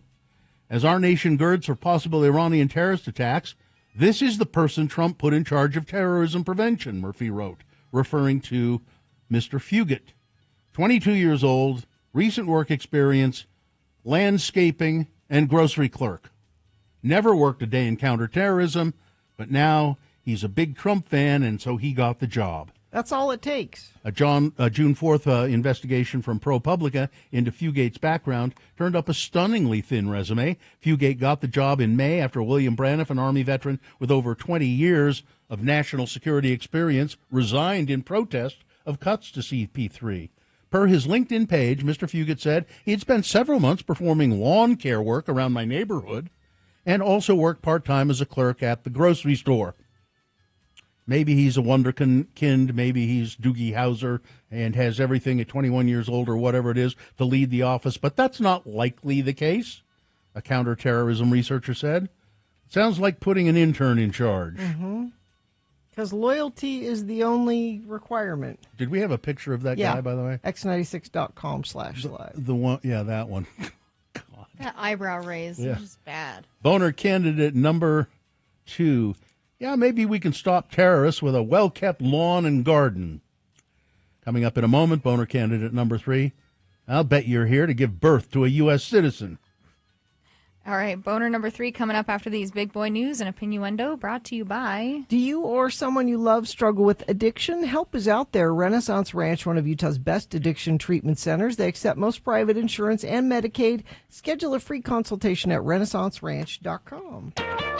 Well, Margaret Cho, comedian, says that Ellen DeGeneres is a mean girl.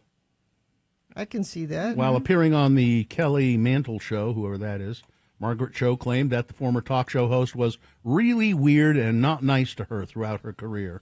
I mean, it's so weird now. The public perception of her is more true. I mean, she's mean, Cho said, referring to DeGeneres as somebody that I've known for a long time, but she's like a mean girl kind of. But she could also be real nice sometimes. I think she always had negative feelings toward me because her girlfriends and wives always liked me. There's a kind of a woman who loves a female comic, Cho added. But yeah, Ellen was really weird and not nice to me for most of my career. The star went on, the Fire Island star? I don't know what that is. Do you know Fire Island? I don't. Went on to recall opening up for DeGeneres in early days. Cho alleged that the actress gave her the cold shoulder when she later appeared on the Ellen DeGeneres show, which ended in 2022. She acted like we had just met, and like, you are. I'm like, bitch, what? I mean, that's weird. We go way back. Elsewhere in the episode, Margaret Cho recalled an unsettling incident that allegedly occurred when David Bowie served as a guest on DeGeneres' talk show. Really? I don't remember that. Cho explained to Mantle that she had attended one of Bowie's concerts dressed in what she called a Chinese emperor outfit. The following day, Bowie praised Cho's ensemble while on the DeGeneres show. David Bowie had been on the show. He was so excited that night before that I had come to his show wearing this giant Chinese emperor outfit, she said. He was really thrilled about it and talked at length about it, and she cut it out of the show. Ellen cut it out of the show. Oh, it made me so mad. Anyway, dishing on Ellen DeGeneres, who's now, I guess, completely retired and living somewhere in Cotswolds. Europe. In Europe, that's Europe, right, in England, with her wife, what's Portia. her name? Portia. Donald Trump said Iran's key nuclear enrichment facilities were totally obliterated. Well, after the U.S. struck 3 of the country's nuclear sites on Saturday, I can report to the world that the strikes were a spectacular military success, Trump said in a brief address to the nation Saturday night. He followed up the address with a post on Truth Social that warned Iran against retaliating, all caps, any retaliation by Iran against the United States of America will be met with force greater than what was witnessed tonight. Several hours before addressing the nation, Trump revealed on social media that the U.S. had officially joined Israel's campaign to make sure that Iran is not capable of producing a nuclear weapon. You know what would have kept them from not being capable to Staying produce? part of the agreement that was made by Obama. that Trump canceled. Yep. I mean, It's almost, if I thought he planned things, which he doesn't, No. I would almost say he got rid of that and thinking if I get back No. in office, we can, but he didn't. no, he didn't do that. Yeah. Let's see. Here we were talking about this last hour. The man arrested and facing possible murder charges connected to the deadly shooting during Saturday's protest march was released from jail on Friday. Mr. Gamboa was released under conditions including maintaining residence with his father, not possessing any firearms, and forfeiting his passport to his attorney. Hours after it was announced that he would be released, Gamboa walked out of the Salt Lake County Jail and embraced his mother, who was waiting for him. Mr. Gamboa did not speak after his release, but his friend shared the emotion of the night. He is extremely happy that he's out, said Carl Moore. There's no anger involved, but he's just very happy. The state, upon reviewing preliminary evidence, determined that they would be unable to make an informed decision as to whether charges against Mr. Gamboa will be filed or declined before his scheduled release date of June 23, 2025. The release came a day after Salt Lake County District Attorney Sim Gill had requested a 3-day extension to detain Mr. Gamboa, who would have been released from jail Thursday had the request not been granted due to the 72-hour deadline. The extension would have detained Gamboa until Monday. However, Sim Gill said after screening the case, he said, well, no, there's just not. But I don't understand why he has to surrender his passport and, not possess any gun. Well, when they said we can't charge you with anything. Well, like we had Ed Brass in here a little bit ago, and he was saying it's very unusual for someone originally arrested under suspicion of murder and to be released like that. So there had to be some conditions for release for that. We can't charge you with anything. There shouldn't be any conditions. They didn't say we can't charge you with anything. They were going to keep him in while they interviewed people and looked at video, and this was them saying, well, we're going to let you out while we're reviewing. They haven't said they're not going to charge him with anything. They've said we're still reviewing it. That's why. This is such a weird story. Images of a tattoo found on the human remains discovered in a trash bag in Brigham City I remember are being this. shared in hopes of identifying the victim. This is, let's see, this story was posted today, but it's sort of, well, I'll do it anyway. Following an autopsy, Brigham City police said that they're still unable to determine the age, gender, or ethnicity of the remains, although they added that the black garbage bag contained the full body. Police shared that the body had long hair held back by a hair tie and was wearing female clothing, including a black hoodie. The victim also had a distinctive mark on their left bicep in the form of a heart-shaped tattoo that was shared. Oh, there it is at x96.com/live. That was shared in hopes of a friend or family member recognizing the body art. Police, it's definitely somebody's loved one, and to have them discarded like this is just unfathomable, said Detective Crystal Beck of the Brigham City Police Department. I just can't imagine somebody that I care deeply about and then putting them in a bag. The identity of the remains, which were described as in a fairly high state of decomposition. I'm amazed they're able to see the tattoo but not know any of those other things. Says there's not much left of the whole body, but all of the body parts are there, the police said. And God, what would this be like? Union Pacific workers were cleaning up an area near 2600 West Highway 13, and they noticed this garbage bag. And when they tried to pick it up, they noticed how heavy it was. And when the crew looked inside, they saw hair and bones. And yes, indeed, the trash bag had probably been in the area for an extended amount of time, several months, maybe a couple of years. And it's just said this is a small community, and we have no explanation for who this might have been. Well, probably came from somewhere else. You would think. A bag of human remains. Oof. Let's see, the tiny town of Pinto, Utah. It's about never even heard of Pinto, Utah. Well, here it'll tell you right where it is. Okay, good. It's 14 miles north of Pine Valley. There. Okay. You got that? Sure. It's down Pine Valley. In I think Washington County. It's by St. George. Yeah. Residents with trucks and trailers were seen leaving the remote settlement, which is only accessible by a dirt road and difficult to find on maps. Some evacuees were transporting farm animals from the area's numerous agriculture properties. Others were arriving to help friends and neighbors evacuate their belongings and livestock. I came to get my friend's camp trailer and maybe drive a side-by-side down to Newcastle just to make sure it was out of the fire if it came down this way, Jamie Gardner said. Pinto sits about 8 miles east of the Mountain Meadows Massacre Historical Site. Oh, okay. And straddles the line between Washington and Iron counties. So officials are concerned that the growing Forsyth fire could extend across both counties. Several homes have been burned by this fire. Rocky Mountain Power, with high winds and increased temperatures and dry conditions, the Rocky Mountain Power said that I think they did shut off some power. They do that because if the power lines go down in the wind and they're live, that can cause all kinds of problems. Yeah, sparks from that can start fires. Hundreds of Utahns gathered for an emergency protest at the Utah State Capitol on Sunday with a simple message asking for no war in Iran. Speakers said that they felt it was important to organize a quick response to the Trump administration's surprise bombing of 3 nuclear sites in Iran. For many of them, it was the first time protesting since last weekend's shooting at the No Kings protest in downtown Salt Lake, when we know what happened there. But they were protesting the incursion into Iran.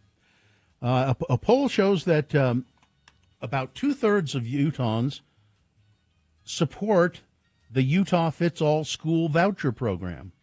I'm not sure why they would. Almost 2/3 say, yes, we respond positively to Utah Fits All. 31% voiced opposition and 8% responded. What's that? I don't know what that is. In 2023, the Utah legislature created the Utah Fits All Scholarship, which allows parents to apply for up to $8,000 in state funding that can be used for homeschooling, to attend private school, or toward other education providers. $8,000 would not cover tuition at a private school. No. Yeah. So it's a cushion. But people are using it for all kinds of things. That's my biggest problem with it. Like for what was that list of stuff we read the other day? Like going to Hawaii. Yeah. Like just surf lessons. Surf lessons. That's what it was. Yeah. Some people have argued the scholarship takes money away from public education. Yes. Others say that it allows parents more flexibility in determining their child's education. I want my child to learn to surf. Can't do that we can't do that at Hillside Elementary. I mean, I sent my kids to private school. I chose to do that, but I don't mind my tax dollars. Well, you don't have to pay taxes for school if you send your kids to private school, yes, do you? Yes, you do. You don't? Oh, you do? Yeah. Oh. I always point to people like Katie and Carrie Jackson, who do not have any children. Yep. But you pay taxes because sure do. I know you and Carrie would both agree that having money go toward the public school and having an educated populace is a good thing for everybody. Please, I'd love for the younger generation to be educated.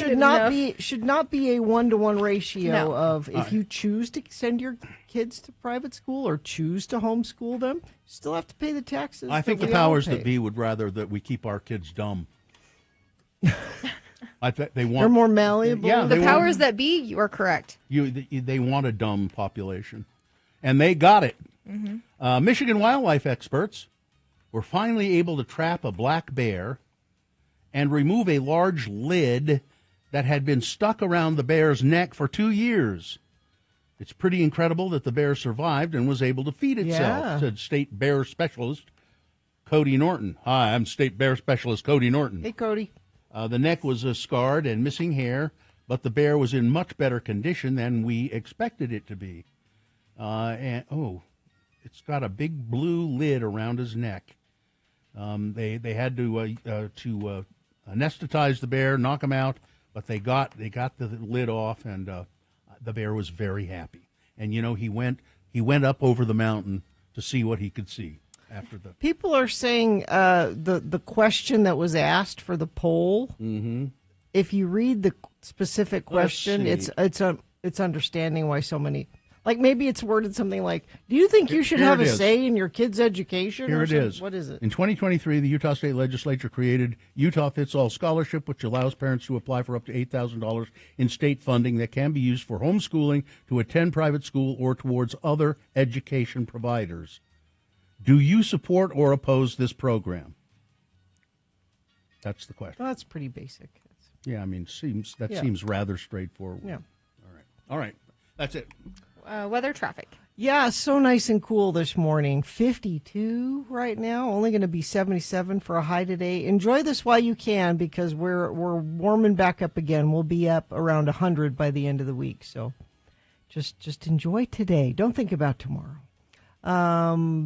Traffic, we heard from Ed Brass as he left here. He texted me and said some kind of police activity obstructing 7th East southbound between 33rd South and 39th South. Yes, even Ed Brass is a member of the Infinity team, as are all of you.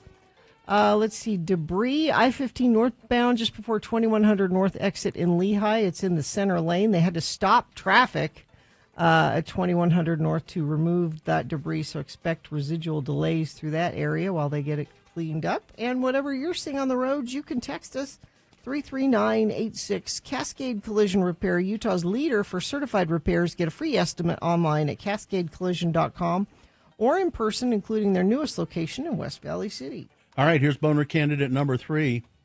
I'll bet you're here to give birth to a U.S. citizen. U.S. citizen Carrie Lopez Alvarado stood up to Border Patrol for arresting her boyfriend and her cousin. And though pregnant and complaining of discomfort, she was put in chains and detained. Luckily, she later gave birth to a healthy baby girl. The newborn's father, however, is still in the detention facility. They said to me, "You're from Mexico, right?" And I said, "No, I'm from here. I'm from Los Angeles."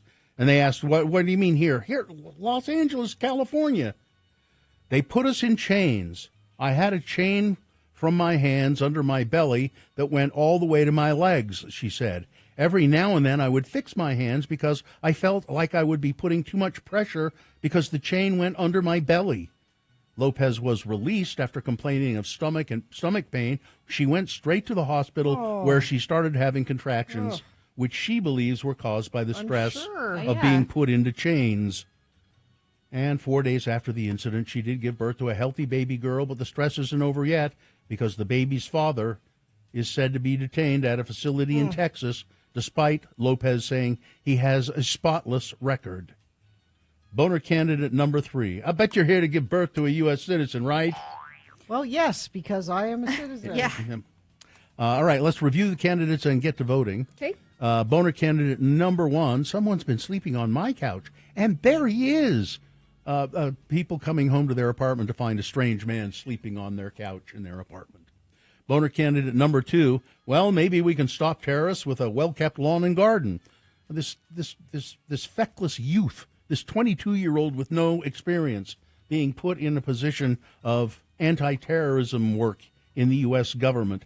His resume, he's done yard work, and he worked in a grocery store, and he got the job. Highly qualified. And he's 22. Boner candidate number 2. And boner candidate number 3, I'll bet you're here to give birth to a U.S. citizen. All right, it is your time to vote for which boner candidate you think should win, which should be the boner of the day for today, June 23rd, 2025.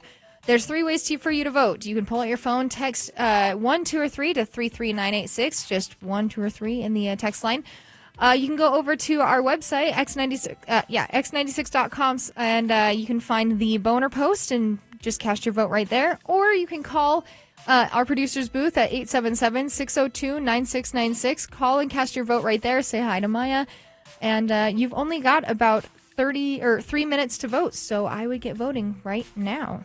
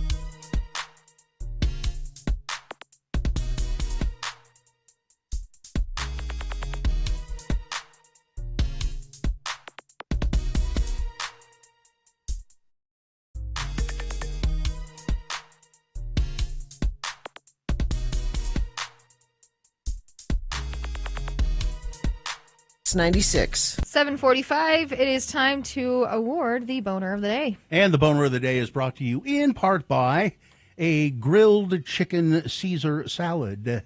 And does your company have a process requiring ultra-pure water? Trust the certified master water specialists at Water Specialties, Inc. for ultra-pure water system design, installation, maintenance, or sanitation. Call the experts at Water Specialties, 801-281-4911, or visit waterspecialties.net. Wow. The voting really went crazy today. Now, who's been sleeping on my couch, number one? It's just kind of a throwaway. But 8 people were outraged by that. 8. 8. How dare he go in and sleep on somebody's couch? So the battle was between boner candidate number 2, the highly unqualified twerp that was put in charge of counterterrorism stuff. It's just unthinkable, really.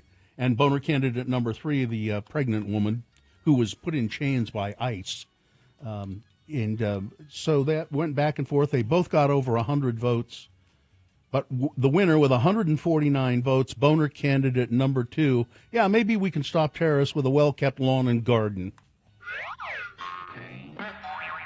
It's kind of unbelievable. Yeah. Yeah, I'm not sure how it happened, but there it is.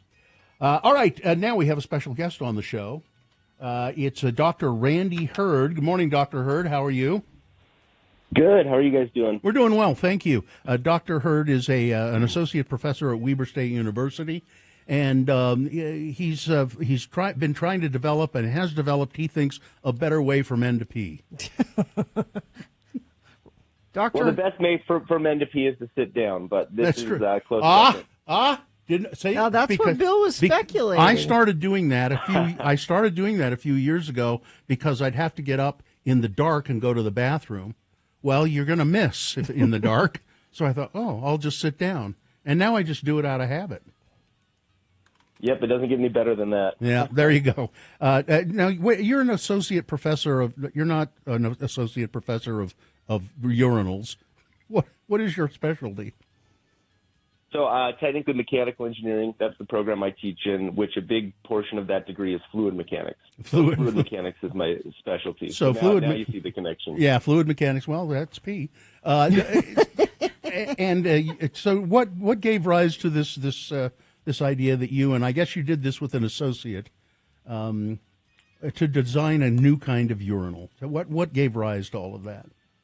Yeah, we were at a conference several years ago, and we really got a lot out of it, and we were thinking about how we would explain it to our friends and family, and we realized that basically everything we learned at the conference was unexplainable. You almost needed a whole degree to even have an entry point. Mm-hmm. And so we thought, it'd be really great if there was some stuff going on in this field that people felt like connected with them.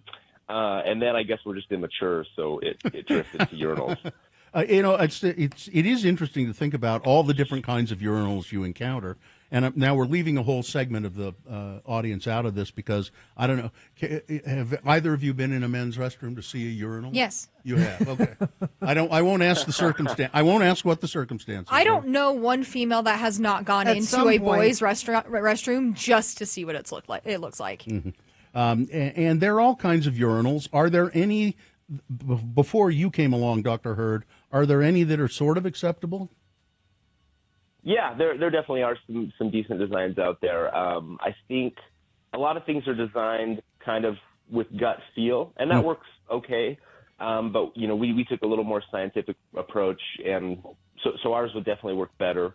But there are some that don't give you unideal angles, and thus the splattering is a little bit less likely. I mean, where do you stand on the trough urine, where everybody just... Well, everybody stands at the trough urine. Everybody stands... I stand where everyone else does. Yeah. I mean, they have one of those in Wrigley Field. That was one of the first times I encountered that. I was at Wrigley, shuffled in there, and man, in terms of efficiency, those are incredible. That line was moving. Yeah. But no, you're getting other people's pee on you when you use that. Yeah, that's that true. one. Yeah. So and then what about the floor? What about the floor length one? They have those at Costco, and they had years ago that was kind of very common to have the floor length urinal. There's also splashing there, I would guess. Yeah, because people tend to end low, and so the droplets are more formed, and you get kind of a more undesirable splashing event. Yeah, so those are not great. So how is your urinal different? So one thing we noticed early on is that the angle. So one thing I guess you have to know is a stream turns into droplets relatively quickly. It might not be observable, but it's droplets, and so we studied these droplets impacting flat surfaces, and we found if the angle is low, the splatter will go away below a certain angle. And then my colleague later, that was kind of something I worked on. My colleague Zhao Pan, who's a professor at the University of Waterloo, he conceived this idea. Well, if we design this surface mathematically such that the stream can't impact it at a bad angle, then splatter goes away. And so we tested that, and that's essentially the paper we published this last. Now, do you get to patent this? Like, are you going to become rich off urinals because you designed this? We hope so. The patent is pending. We're working with Weber State on that, but it's a pretty long process before the patent is eventually through. So it was submitted just over a year ago. We're just waiting to hear the results. Now I'm looking at pictures of the urinals that are here in the Deseret News. You guys came up with the cornucopia and the Nautilus. Which one is yours and which one is your colleagues? So it was a group project for both of us. Okay.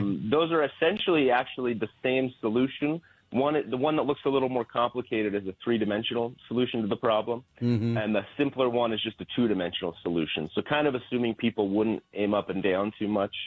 And that one's a little bit nicer because it would be easier to clean. Was that the Nautilus? Is that the Nautilus? I kind of like the Nautilus. Yeah, that's the Nautilus. Yep. Is there a place I can demo these? You need to pee now, don't you? Yeah. I wish they were available. I'm gonna, once they're available, I'm gonna bug Weber State and say, hey, we better see these all around. But, these are just porcelain, I would assume. Yep, they would be made out of materials that traditional urinals would be made out of. I want to give Meg Walter some credit here because Bill mentioned this was in the Deseret News, but she did a story about this. That's how I found it. How did she find you, Dr. Hurd? I should have asked her that. So there was a press release that Weber State did when the paper was published, and several media outlets saw that and reached out. And she was part of a second wave, so she must have read one of those first and responded. But Meg's article is by far the best. I mean, she's very witty, and the approach she took at it, I thought, was perfect. So I'm so glad she covered it. Well, I think the approach that we're going to start taking toward a urinal is going to be revolutionized by these designs that you and your colleague have come up with. Bill might decide to stand up to pee again. Maybe you might have got Bill to stand up again. I mean, I still do it when the situation requires it. Like when you have to stop the car on the side of the road. That sort of thing. But well, Dr. Hurd, this is just an incredible invention. You put the "we" in Weber State. That needs to be on. When this patent goes through, we need those T-shirts made for sure. Yeah, I would love to have that endure. Thanks for taking some time to talk to us, and we'll post a link to this if we haven't already to this article that Meg Walter did, so they can see the two urinals that you guys designed. Juxtaposed with the kind of ordinary inferior designs. I like that word. Yeah. Well, no, thanks so much. It's been a pleasure to be on, and have a great day. Thank you. Thank you, Dr. Hurd. That's great research. You see, our universities, they do research and do things to benefit humanity. Those are the kind of things that are going to go away if we get rid of grants. Yeah. I mean, they do things to. I should, in this case, say they do things to benefit man.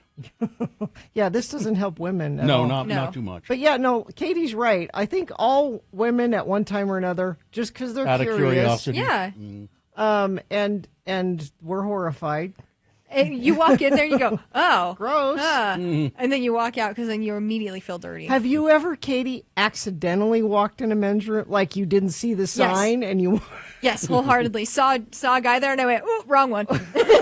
I've been. Oops, I think it was at the state fairgrounds. Oh. And during the state fair, and the bathrooms get very crowded. Yeah. At the state fair, and for women it's difficult.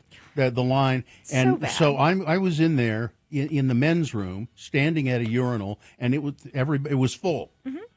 A man at every urinal, and all of a sudden we hear this female voice saying, "Hey guys, I'm coming in. I've just got to do this because the line is too big at the other." And all the guys in the room went, "Okay, come on in. It's fine." I'm sure. Yeah. But I agree. For every female bathroom, there needs to be at least like 12 stalls plus Yeah. compared to the men's. Yeah. All right. Yeah, I think they've tried to do that in some new, They have. but yeah, Still not enough, I feel. no. Not in public places. Or they have bathrooms that are for everyone, Yeah. and there are little stalls that everybody can. If you we ever go need to more of those. If you ever go to Red Rocks in Colorado, the amphitheater, they have restrooms like that are just unisex restrooms that are just, it's like 20, 30 stalls. Like, should just It's do great. that. So, all right. Weather traffic. Cool, nice. Go outside. Get outside. Why are you inside? It's summer. You're out of school. Go outside and play that. Crash, 3rd West Riverdale Road. All northbound and southbound lanes are closed, and a westbound lane blocked at the intersection. You're going to want to use an alternate route through there. Delays southbound I-15 leaving Marriott Slaterville, headed toward 12th Street. And we had debris northbound I-15 just before the 2100 North exit in Lehigh. They had to stop traffic while they were cleaning it up, so expect some residual delays through that area. Infiniteam reporting congestion eastbound I-80 from Tooele. And someone else talking about that crash, I-15 12th Street. It's a rollover, they say. So thank you for that. Whatever you're seeing, you can send it to us, 33986. All right, coming up just after these messages, Bill Frost is in the building, ready to tell you what is streaming and what to watch. But first, Don't say streaming. Bill has to go potty. I've got that talk. It made me have to go. I've really got to go to the bathroom. Stockton 12 Honda. Stockton 12 Honda, your number one Honda dealer. Stockton 12. I bought several cars from Stockton 12 Honda. I will do it again. Well, they just are great. I mean, they handle things efficiently and quickly, and you're not stuck in the dealership all day when you're there to buy a car. Stockton 12 Honda, they say that it is Salt Lake City's most trusted name in Honda vehicles. It's your neighborhood Honda dealer for over 25 years. From the moment you step in the door, you'll find the best sales and the best service experience around. Whether you're looking for new, certified pre-owned, or used cars, you'll find the perfect vehicle at Stockton 12 Honda. They're in the Southtown Auto Mall in Sandy. You know where that is. It's take the 106 South exit off of I-15. Instead of going into the Southtown Auto Mall, you turn right and go a little further south. You're in the Auto Mall, and you go down to the end of the road, and there it is, Stockton 12 Honda. Stockton 12 Honda, your neighborhood Honda dealer, Stockton 12.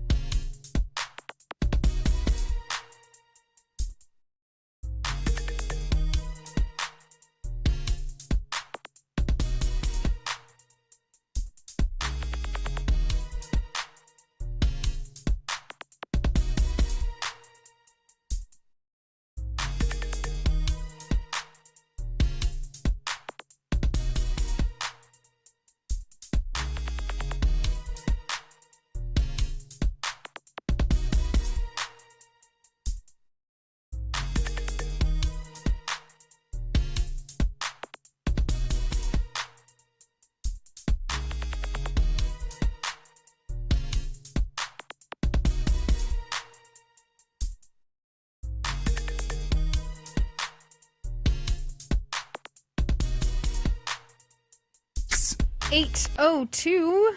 Jack in the SLC wants to know what's on the TV. That's a bunch of letters. Mm-hmm. SLC on the TV. It's time for Bill Frost, and I'm telling you about that because all that pee talk had Bill need to go pee. So I'll be back in just a second.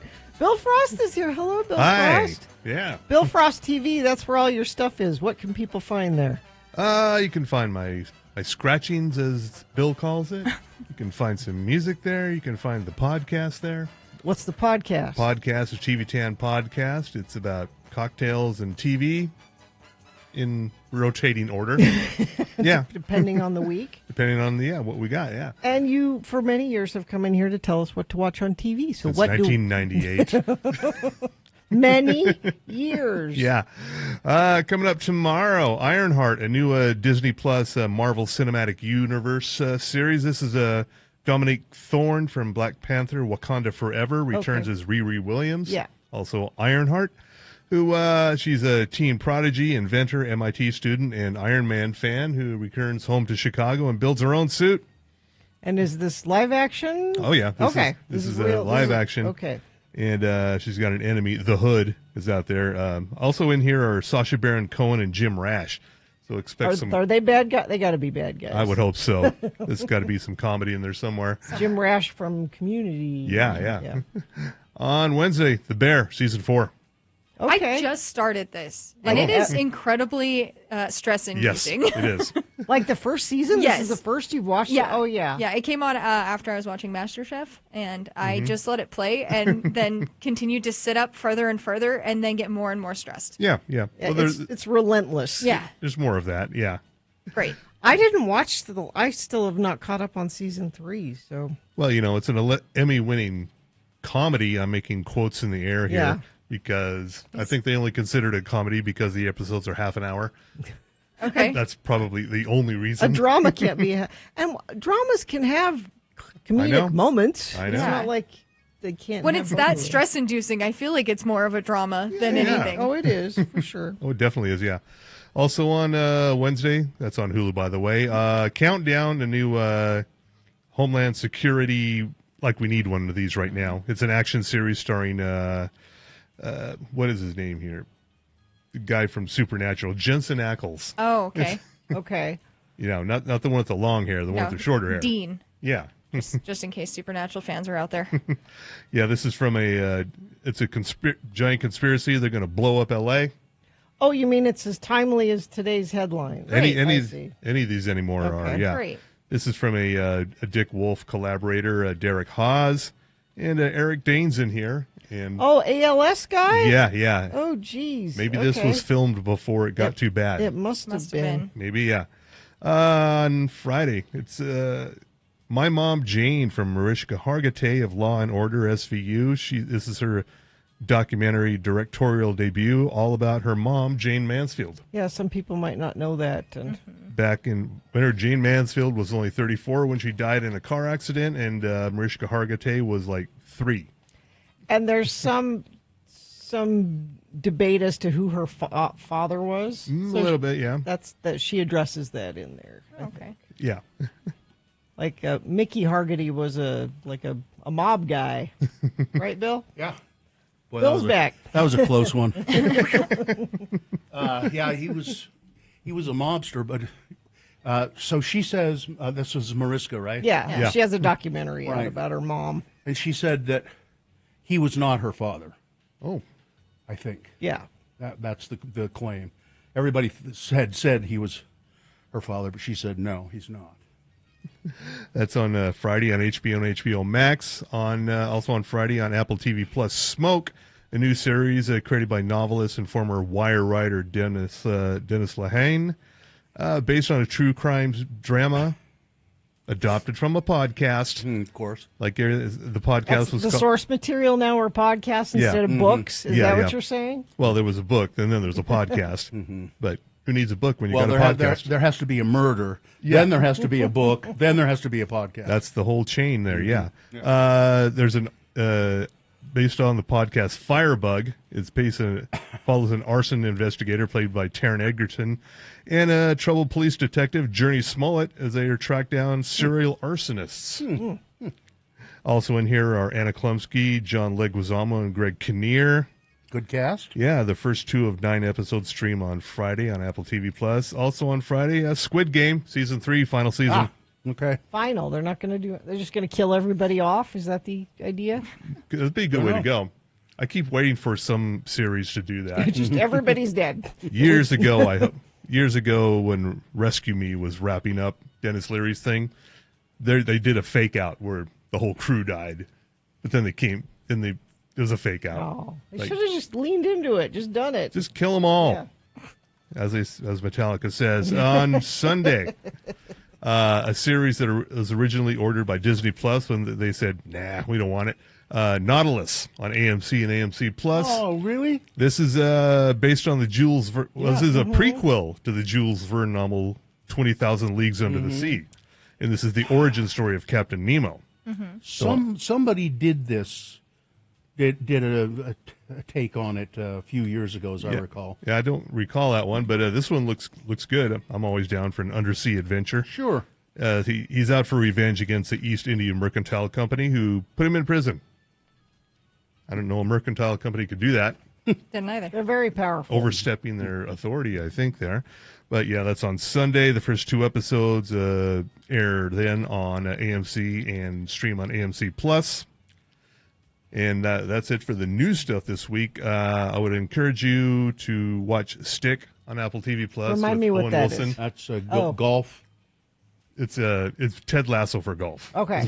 What it is, really. All right. It's good, though. It is very good, yeah, very funny. Mark Maron, his previous TV role was in The Rassles?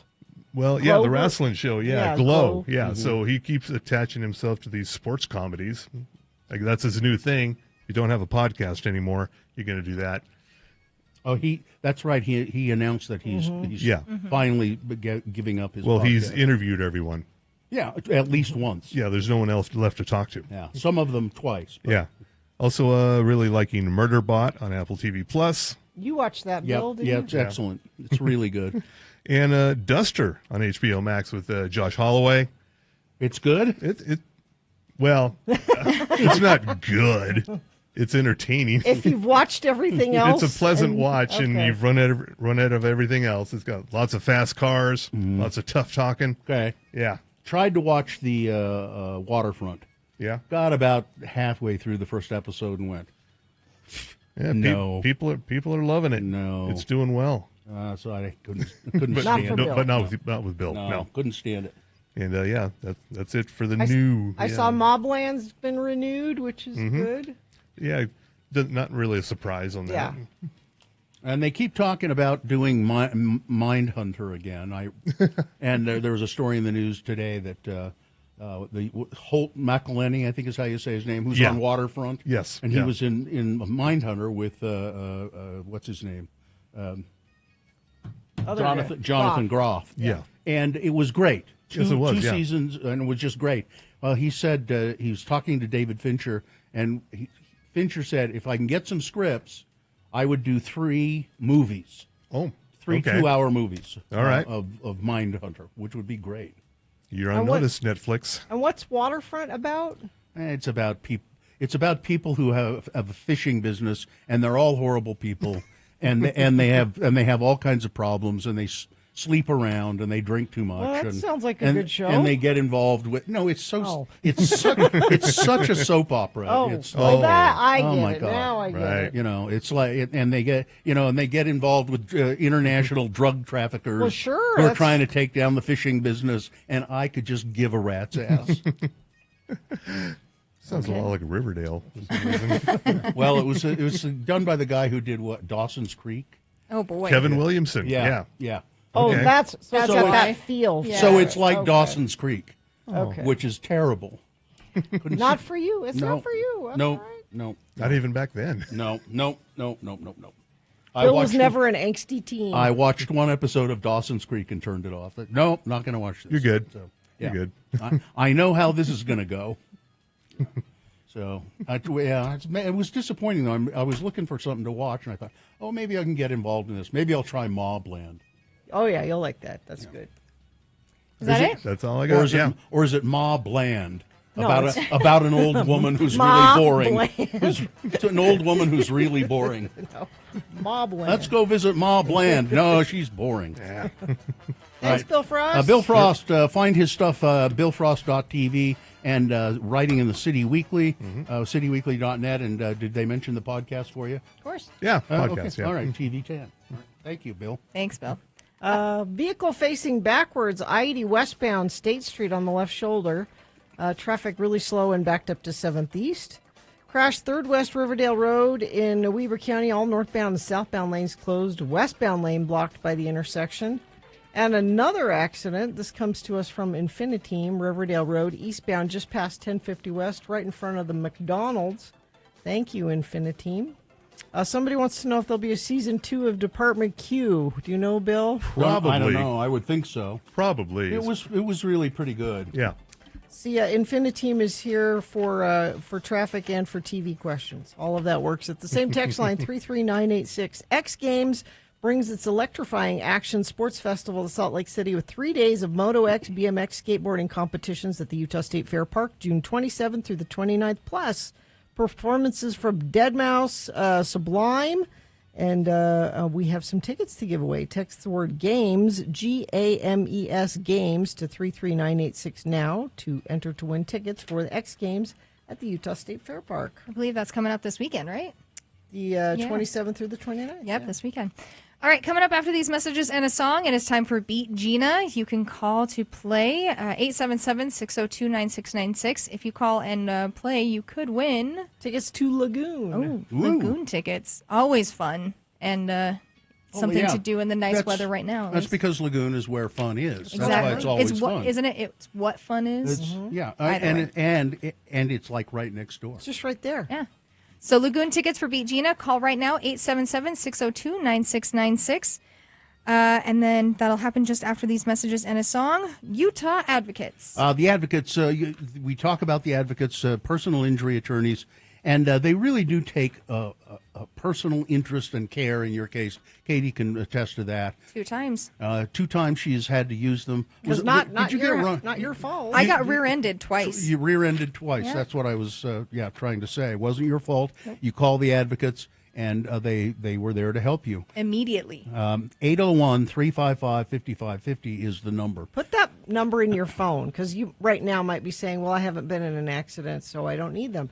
Have it in your phone, because if you are, or someone you love in an accident, the sooner you get the Advocates involved, the better. I think Katie had to call me and ask me what the number was for the Advocates. It was Sarge who sent it to me. Oh, was it Sarge? Yeah. So the Advocates, you don't pay them. No dime comes out of your pocket. No dollar bill comes out of your wallet.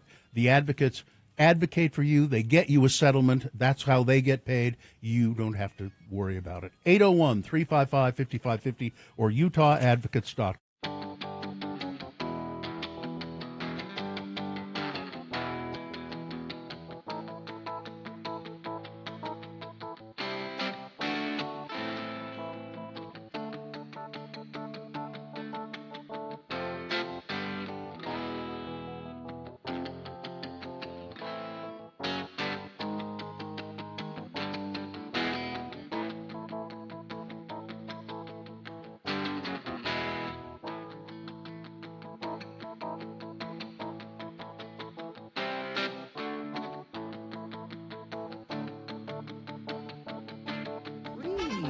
Well, it's time to put on your thinking caps and try to be smart, because it's time to play Beat Gina. I'm your announcer, Johnny Ola, and in honor of National 3D Day, may I invite you to the House of Wax in 3D. Yes. In the House of Wax, the terror reaches out and grabs you. Feel every chilling detail, every terrifying moment as the nightmare unfolds around you. This isn't just horror. Oh, it's a 3D descent into madness. Wow. You're not just watching. You're trapped in 3D. Enter the House of Wax and find yourself surrounded by terror. The 3D experience pulls you into the heart of the horror, where escape is impossible. Feel the heat, see the terror, and pray that you make it out alive. House of Wax 3D. Is it real? or is it wax? In 3D, you won't be able to tell. The terror of House of Wax is more real than even an immersive 3D experience. You'll feel like you're trapped inside the nightmare. Get your tickets now. And now, a man who is definitely not wax, but as real can be, your host, Kerry Jackson. Although he feels like he's trapped in a nightmare as well. All right. Thank you, Johnny Ola. You're welcome. Let's see. The randomizer has picked a contestant. Gina, you'll be playing against Danica. Danica, are you there? Yeah, I'm here. Hi, All right. Danica. Danica, we're going to toss a coin to see who goes first. We'll give you the advantage. You call it heads or tails. Tails. All right, let's see what happens. It is heads, which means Gina goes first. One step further away from winning these Simple Plan tickets. Gina goes first. She controls the question. It is hers to answer exclusively. If she gets it correct, she gets the point.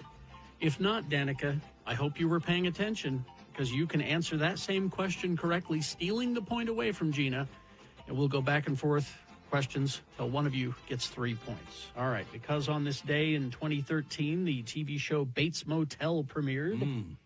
Good show. We've decided to do Psycho trivia, so it's based on the TV show and the movie. General Psycho trivia. Psycho trivia. And I will let you know whether it's the TV show or the movie. Thank you. Okay, let's begin with Gina. Multiple choice. Here we go. Gina, when the cast and crew began to work on the first day of Alfred Hitchcock's Psycho, the movie, they had to what? Was it 1, sacrifice a goat on the altar of Pazuzu to ward off the demon Lamashtu? Was it 2, present Mr. Hitchcock with a package of Twinkies? 3, raise their right hands and swear an oath not to divulge one word of the story? Or 4, sleep at the studio and never leave until filming was finished? I do solemnly swear I will not tell what happens. That is correct. That's right. Raise their hands. That's a point for Gina.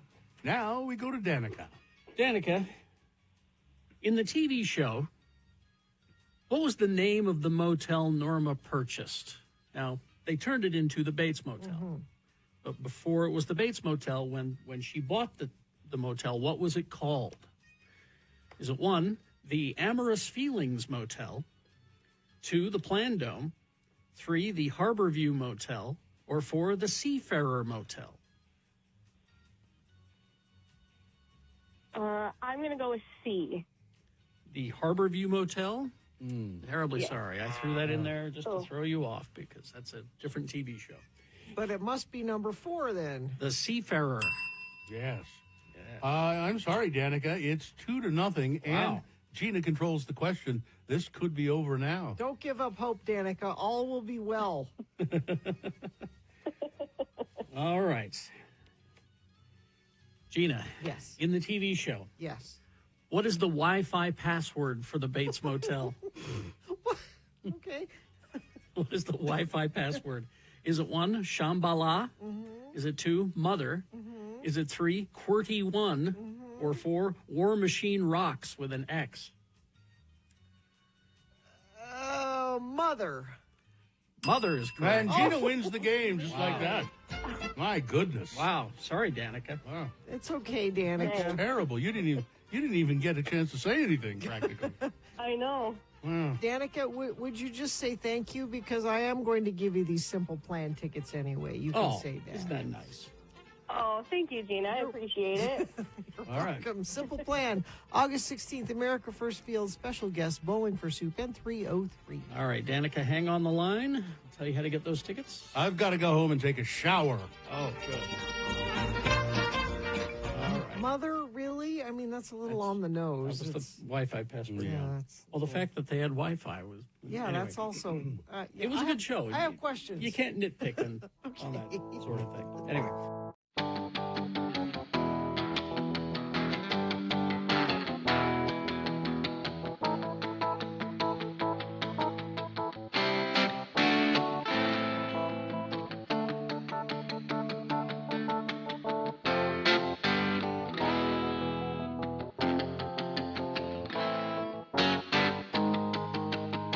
You brought us a treat? Oh, let me get those. Cookies.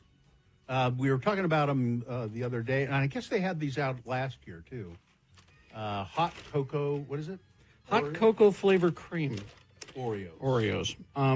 Yeah, I saw them in the grocery store, and I went, well, I imagine I know what that tastes like. And then you did a story about them, and I went, damn it. Supposed to taste like cocoa. So then I went to the grocery store yesterday, pick up some stuff, and they were there.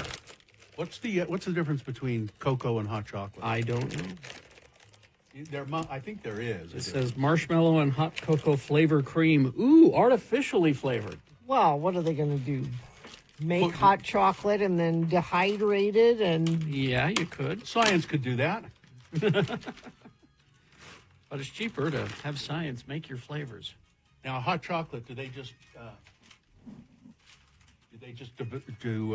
melt a chocolate bar? It's the cream is part hot cocoa, artificially flavored, and then the other half of the cream is marshmallow flavored.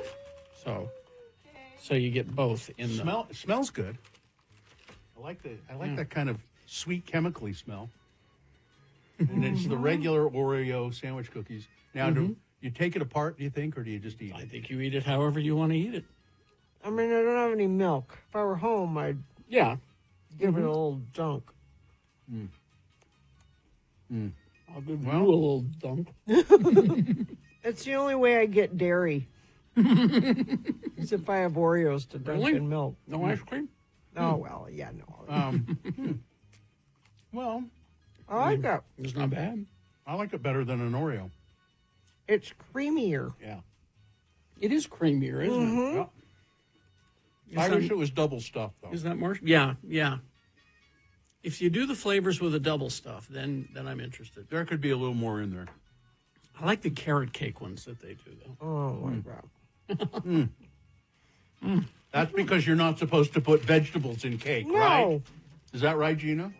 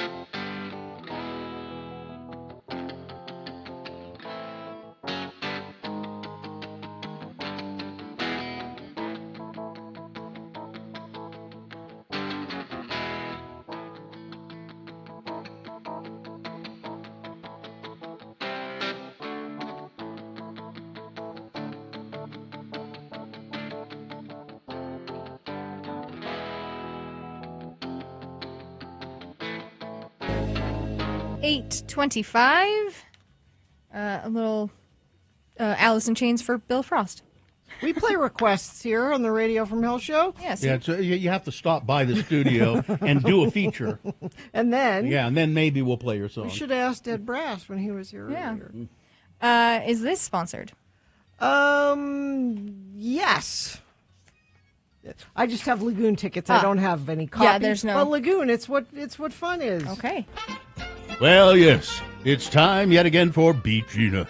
Your MC, the talented Mr. Jackson, will be absent yet again, and I, your humble announcer, Johnny Ola, will be filling in for him. So, if you turn away, I'll understand. But still, we have to acknowledge our sponsor today. Beat Gina is brought to you by Christie's Ritz Crackers. Ritz urges you to entertain servicemen and women in your home. Yes, entertaining the boys and girls in blue is smooth sailing for the hostess who includes Ritz in her refreshments. For Ritz goes with everything, and everybody goes for Ritz. Keep plenty of Ritz on hand for these happy occasions. At your grocer's, always ask for Christie's Ritz in sealed, moisture-proof packages only, not sold in bulk. Remember, the Christie Brown Company and Christie Limited urges you to buy war saving stamps regularly and buy Christie's Ritz Crackers.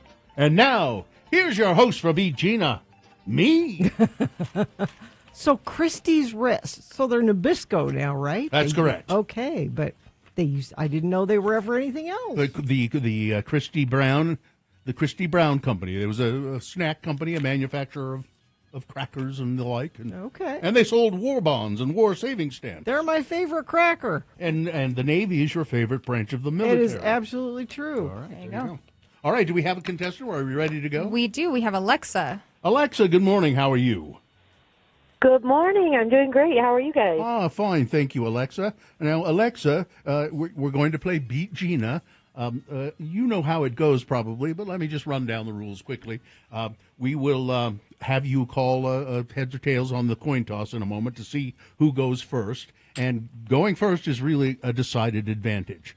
But we will go to 3 points. Whoever gets there first wins the game. Whoever goes first, if they don't answer the question correctly, the opponent has the chance to steal. Mm-hmm. So, Alexa, call it. See if you go first. Oh, I'm so excited. Let's call heads. It is tails. Oh, you're going to have to work for these lagoon tails never passes. fails. I'm so sorry, Alexa. But Alexa, just listen carefully as I give the first question to Gina, because if she doesn't get it correct, you'll get the chance to steal and win the point.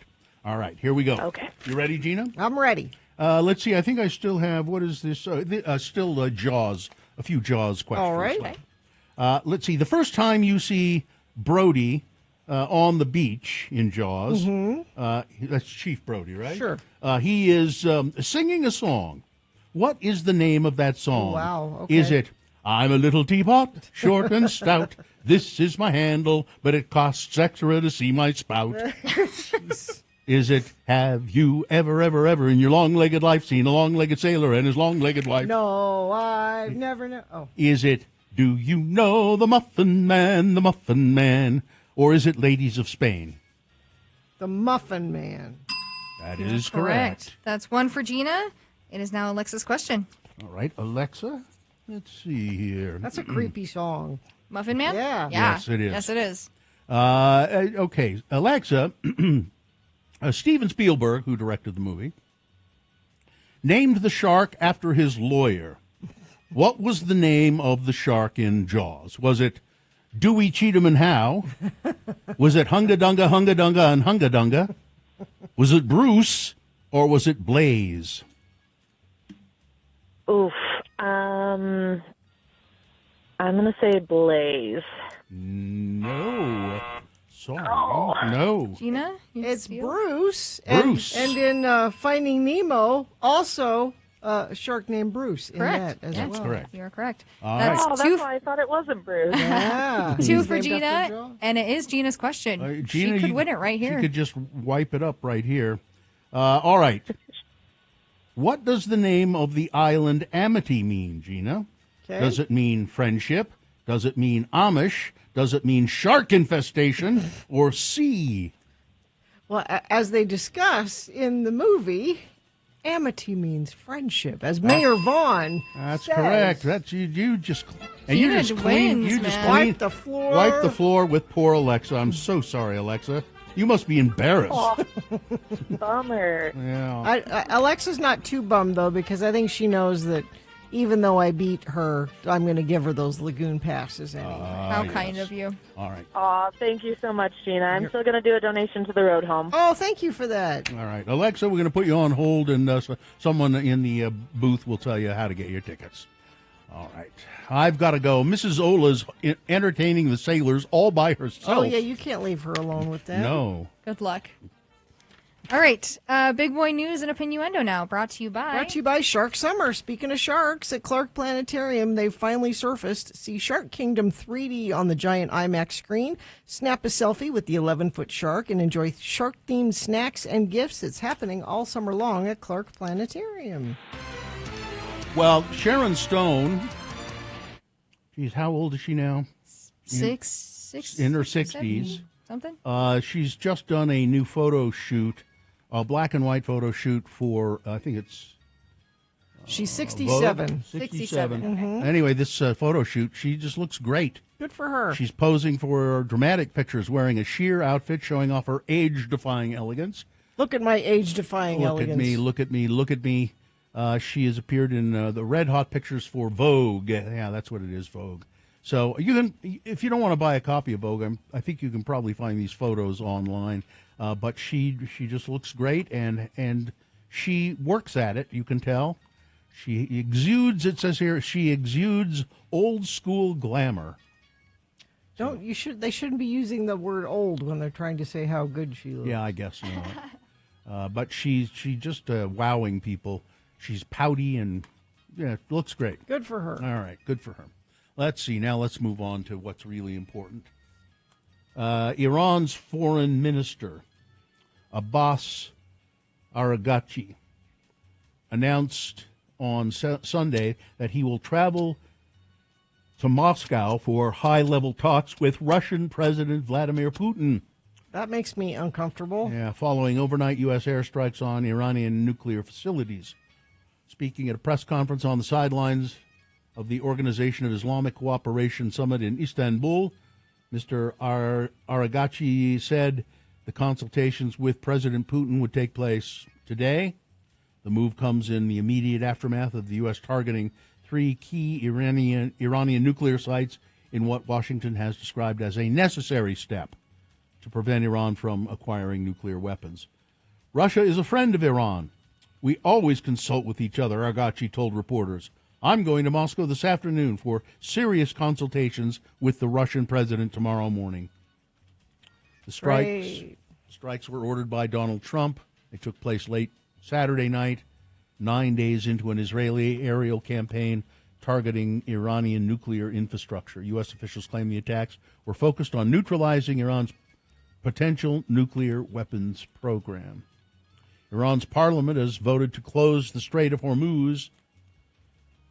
Which may or may not happen because that will hurt them, too. Yes, that's how they ship their oil, and they rely on that for most of their money. It's a vital shipping channel, though, which around 20% which around 20% of the world's oil flows.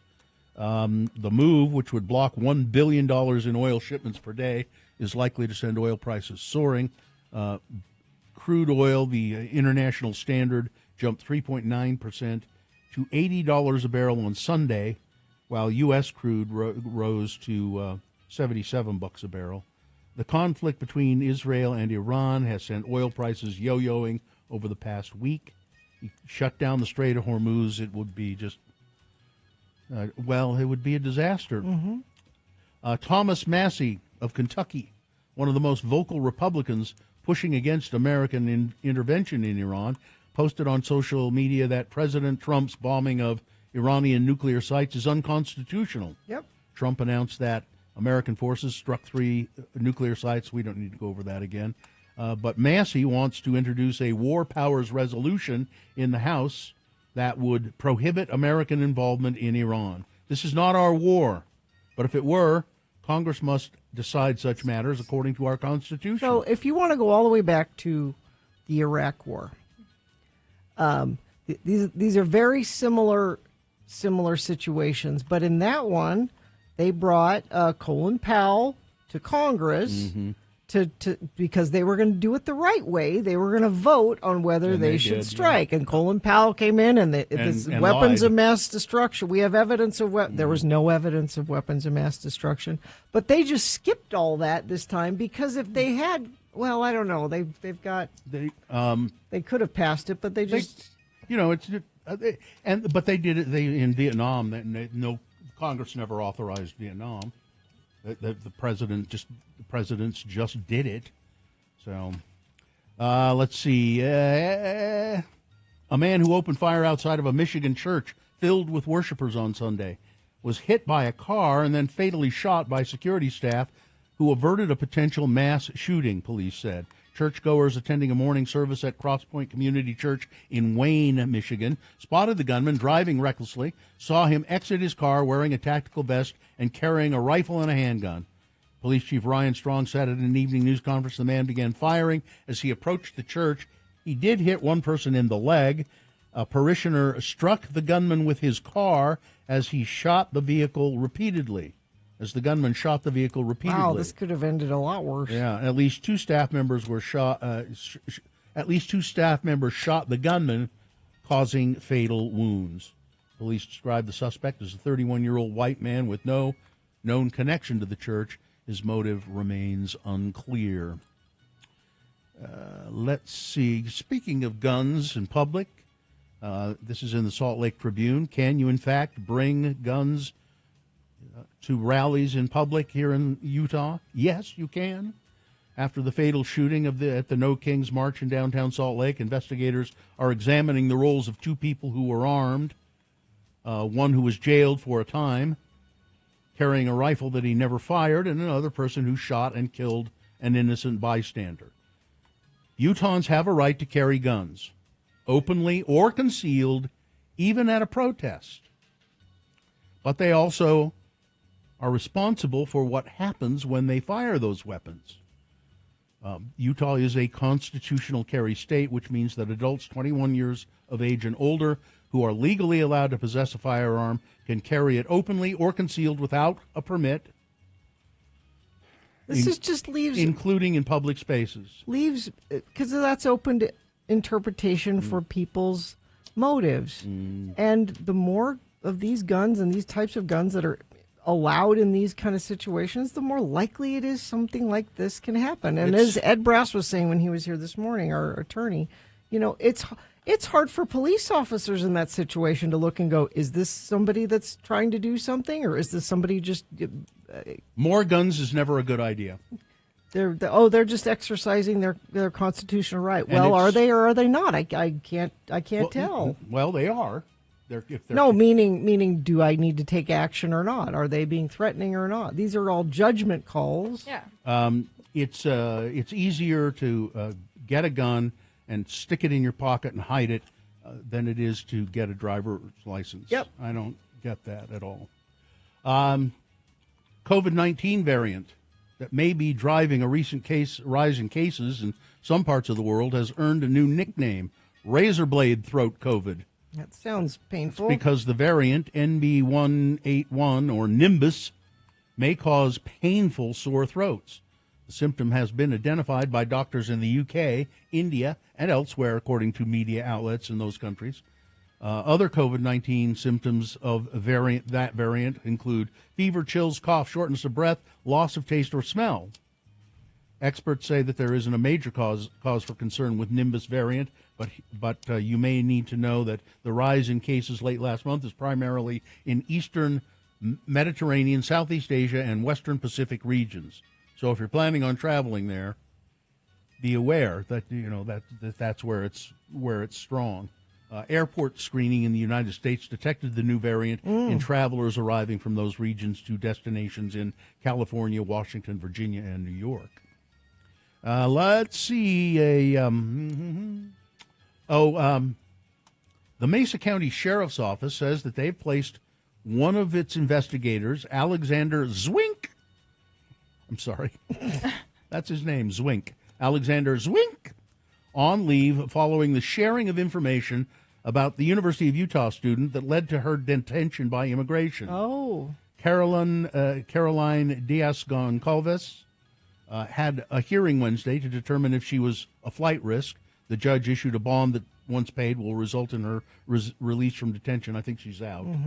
Goncalves was arrested after Swink pulled her over for a minor traffic violation, asked some questions about where she was from before letting her go, and shortly afterwards, ICE agents arrived and arrested her. Yep. In our sustained effort to provide transparency and accountability into the incident involving Ms. Goncalves and Immigration and Customs Enforcement, we are issuing the following statement, said the Mesa County Sheriff's Office. According to the Sheriff's Department, they will be conducting a full administrative investigation into the conduct of the officer during and after the traffic stop of Goncalves. The investigation includes reviewing communications from members of the Mesa County Sheriff's Office with our local, state, and federal partners via the communication group Signal. To ensure Mesa County Sheriff's employees included in that group communication acted within the Sheriff's Office policies. And so, but they're putting Officer Zwink on administrative leave because of, he obviously communicated with ICE. I guess he said he did. He even said, yeah, I did. And I think the Mesa County Sheriff's Office doesn't care for that. All right, and finally this story. The Unicom operator, in a tower, in a aviation tower, and she spotted a turtle on the runway, and warned a pilot who had landed on the runway that the turtle was there, and you don't want to hit it. She said, please, you don't want to hit the turtle, and the airplane left her point of view. She was unable to see the plane after that. A witness said that the wings of the plane began to rock back and forth before it took to the air. The witness lost sight of the plane after it dipped behind the hangar and over the trees where it vanished. The witness said they heard a loud crash and saw smoke. Jeez. The plane was discovered 250 feet from the end of the runway, wedged in trees, and remained in one piece except for a few pieces of fabric that had fallen to the ground. The person in the plane was there were three people in the plane. Are they okay? Let's see. The pilot and the passenger were killed. Oh, and man. another passenger was severely injured, and it's because there was a turtle on the runway. Sad. She said, "You have to avoid the turtle. Avoid the turtle." So apparently he kind of turned the wheel, and as he was taking off, it caused the plane to go out of control, and he crashed into some trees. But the turtle's fine. Well, but people died. Yeah, but the turtle's fine. Okay. So, all right, that's the news. Sports weather traffic. Well, actress and Broadway star Kristen Chenoweth is a big Oklahoma City Thunder basketball fan. She's from Oklahoma. No, she's not. She is not. She's not? She is not a big fan. She's 4 feet tall. She's a tiny Oklahoma City Thunder. I didn't know she was from Oklahoma. Her dog is named Thunder. She is a tiny woman who's a big fan. Yes. She sang the national anthem last night, and her Oklahoma City Thunder won. I don't think she was part of the celebration after the fact, where there were troubles. Oh yeah. Oklahoma City celebrating the Thunder winning the NBA Finals championship Sunday evening. Police responded to a shooting near downtown Oklahoma City that left one person injured. Law enforcement located the unidentified victim with the gunshot wound and several potential suspects on the run. It was a hectic scene with lots of people celebrating in the streets. Let's see. And now that NBA's over and NHL's over, I'll start giving you baseball scores. Because there's so much baseball, I don't bother till now. No, that's not that much. They only play 165 games. I think it's 165 games a season. So yesterday, Yankees over the Orioles, Pirates over the Rangers, Marlins over the Braves, Reds over the Cardinals, Rockies beat the Diamondbacks, Guardians over the Athletics, Dodgers 13-7 over the Nationals, Padres 3-2 over the Royals, Astros beat the Angels, Giants over the Red Sox 9-5, Mariners 14-6 over the Cubs, Brewers 9, Twins 8, White Sox 4-2 over the Blue Jays, and the Tigers 9-3 over the Rays. That's your sports. Weather, so nice and cool this morning. 55 right now, only going to get up to 77 for a high today. Enjoy that while you can, because we gradually warm up as the week goes on. We'll be back up around 100 by the weekend, it looks like. Traffic, we have a crash southbound Washington Boulevard, 12th Street in Ogden. The right lane and shoulder blocked. Traffic backed up to 9th Street. All traffic stopped westbound I-80 for several minutes while Highway Patrol gets the wrong way vehicle turned around and off the freeway. This was at State Street there. Crash 3rd West Riverdale Road in Weber County. Traffic report from Johnny B. Smooth sailing at freeway speeds northbound I-15 from Sugar Hood to Syracuse. The highway patrol's being sneaky, though, so I guess they're out there. Thanks for the heads up on that, Johnny B. He's a member of the Infinity Team, as are all of you, letting us know what you're seeing on the roads at 33986. Tired of paying too much for concerts? Experience great live music. Enjoy adult beverages without paying stupid prices at the coolest venues in town. Don't miss Polyrhythmics with Super Bubble on Saturday, June 28th at the State Room. Get tickets at thestateroompresents.com. All right, coming up just after these messages, we will have something for you and more. We've got some. Oh, I have a list. Or I have more. I have more potty talk if we want. Okay, a list and or potty talk coming up after these messages. in just a minute. Do you need...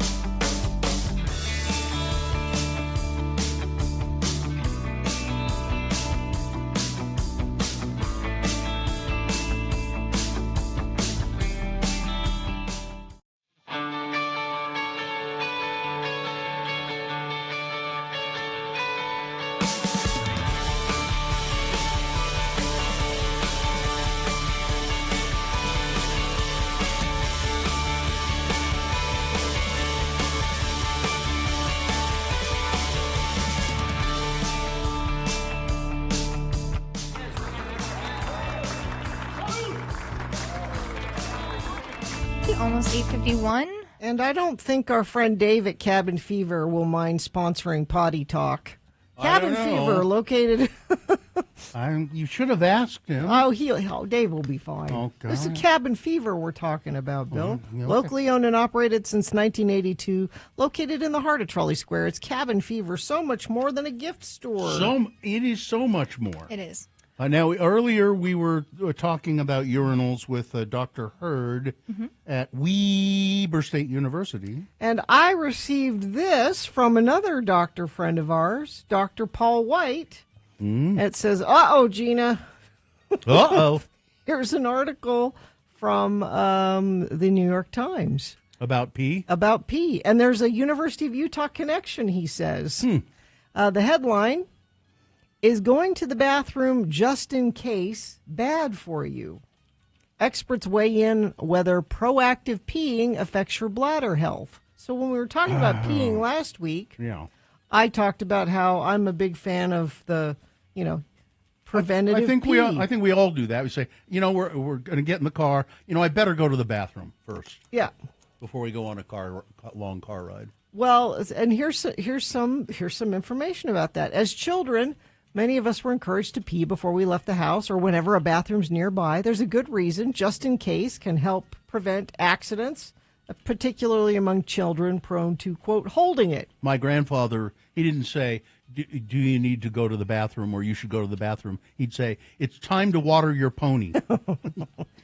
Urologists call this practice convenience or proactive voiding, and people of all ages do it, often before heading out the door or going to sleep. An occasional just-in-case bathroom break won't do much harm, says Dr. Ariana Smith, professor of urology at University of Pennsylvania, but doing it several times a day can increase the likelihood of bladder issues by disrupting the natural feedback loop between your bladder and your brain. Oh, nonsense. So to understand how this works, your kidneys filter blood to remove waste and they produce urine. And then there are numbers here about how much your bladder can hold. What they're basically saying I have a monkey bladder. What they're saying is if you pee all the time before your bladder's full, you're messing with the message that your bladder is sending to your brain about when it's full and when to go. Well, in my case, that's a good idea.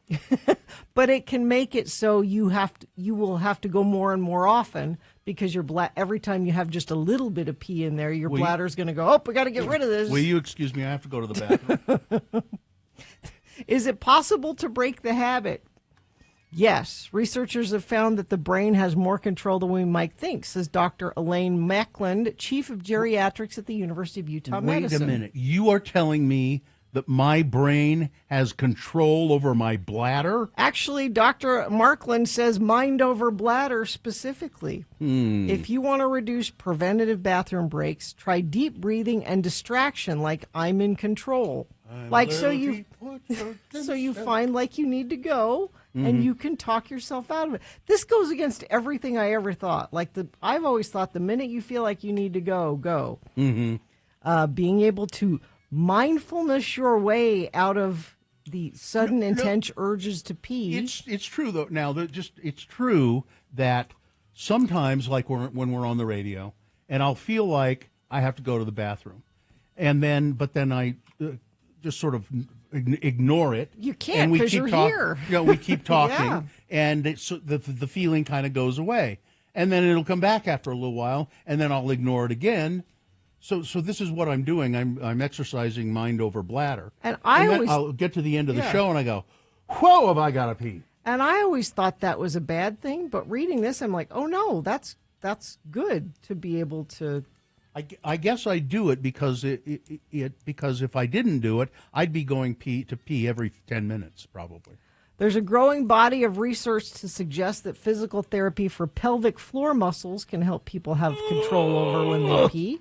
We teach people to wait and take a deep breath and contract the pelvic floor muscles repeatedly, and it will help calm the bladder and the urge goes away. That's the sound of me exercising my pelvic floor. Experts emphasize that lifestyle modifications like fluid management can also help. I use weights, by the way, when I exercise my pelvic floor. I use 5-pound weights. Caffeine, alcohol, and drinks with artificial sweeteners can irritate the bladder's lining. Don't give me that. And cause more frequent urges. I don't want to hear that. Alcohol's the problem with everything. Fluid management, Bill. You need fluid management. The goal is to tame the vicious cycle between the brain and the bladder. The vicious cycle. The effects of just-in-case peeing can be remedied, and healthy bladders are resilient. This really is a revelation to me. But I know you. You're not going to give up the preemptive pee. Well, because because there's a bathroom here right now. Maybe where I'm going there isn't one, or I'm not sure whether. Or it's gross. You're going to the desert. Or it's gross. Like, hey, I'd always rather go at home, of course. Where do you stand on or sit on peeing outdoors if there's no facilities around? It's more difficult for women to do. It's absolutely more difficult. But you can do it. Need to get a shiwi. Yeah. I mean, I have done it. Yeah. I don't prefer it. I had a girlfriend who was a champion at it. Oh, yeah. No, She was great. It has to be pretty desperate for. She'd say, pull the car over, and then she'd just hang onto the car door handle. Yeah, no. Because the other thing I don't like about that is there's no cleanup. You can't. You gotta. I mean, depending on what you have in your car. That's true, I guess. I have don't use Cottonelle. Clorox. It's the Cottonelle wet Don't wipes. use those Clorox wipes. It's the Cottonelle wet wipes, and then I always have napkins. You should not be using that on your. Yeah, you're right. Clorox is a terrible idea for their body parts. But if you're on the side of the road, what? You're just going to leave it there? Leave what there? If you clean up. The pee? It are you evaporates. talking Like the napkins or whatever. I'm that person that has like a bag in my car, so you can just put it in the bag. And I have numerous amounts of doggy bags in my car. Okay, there's something. When we go on car trips when I was a little kid, my mother would always bring a empty bottle, juice bottle or something with a just in case with a cap on it, so we could So you'd go in that, and then you throw it out the window when it's full. Well, you should have just gone before you left, and then you wouldn't have to. It's what truckers do. Yeah, they use the Sprite bottles and stuff. It's gross. Yeah, so it is gross. More potty talk. Awesome. Weather, traffic. Weather, it's nice and cool. 77 for a high today. Traffic, we have a crash southbound Washington Boulevard, 12th Street in Ogden.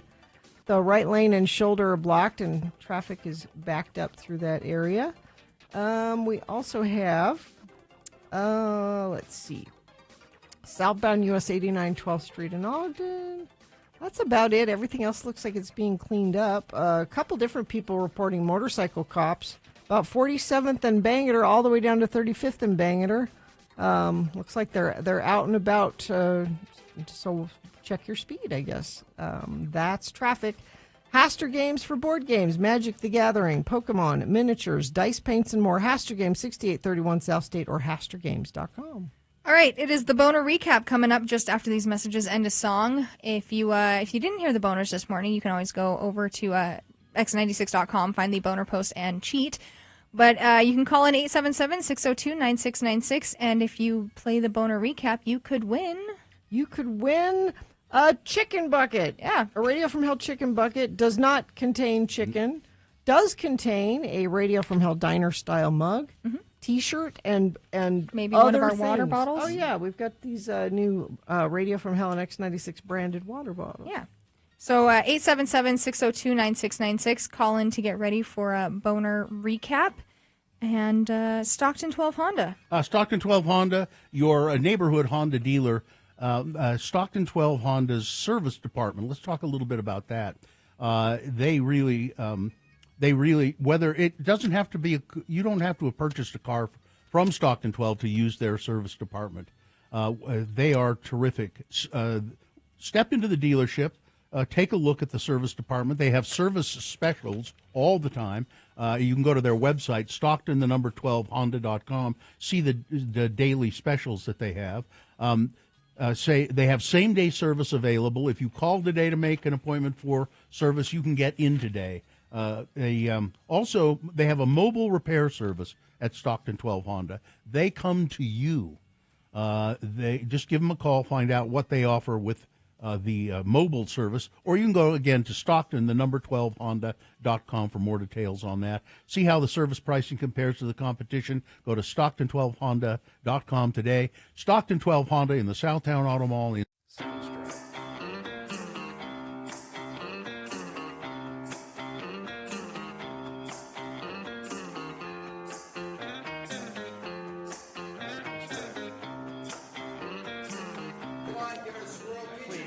Don't call this day drinking. This is refined. This is special.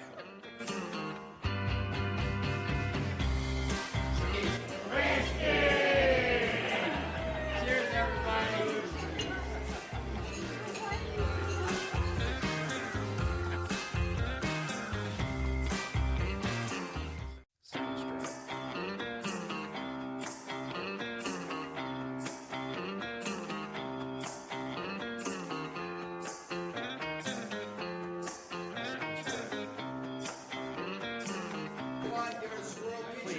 Don't call this day drinking. This is refined. This is special.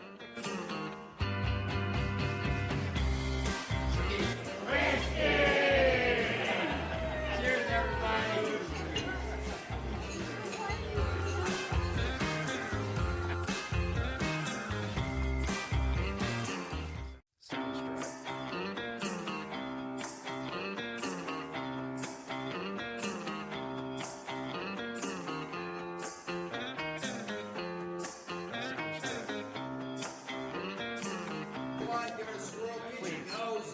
call this day drinking.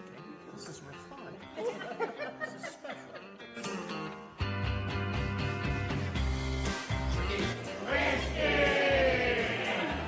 Cheers, everybody.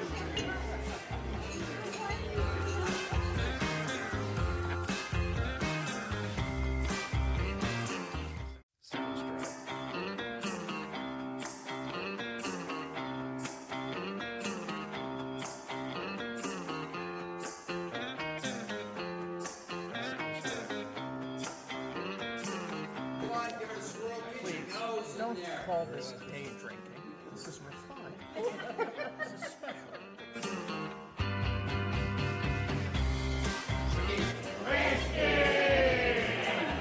Cheers, everybody.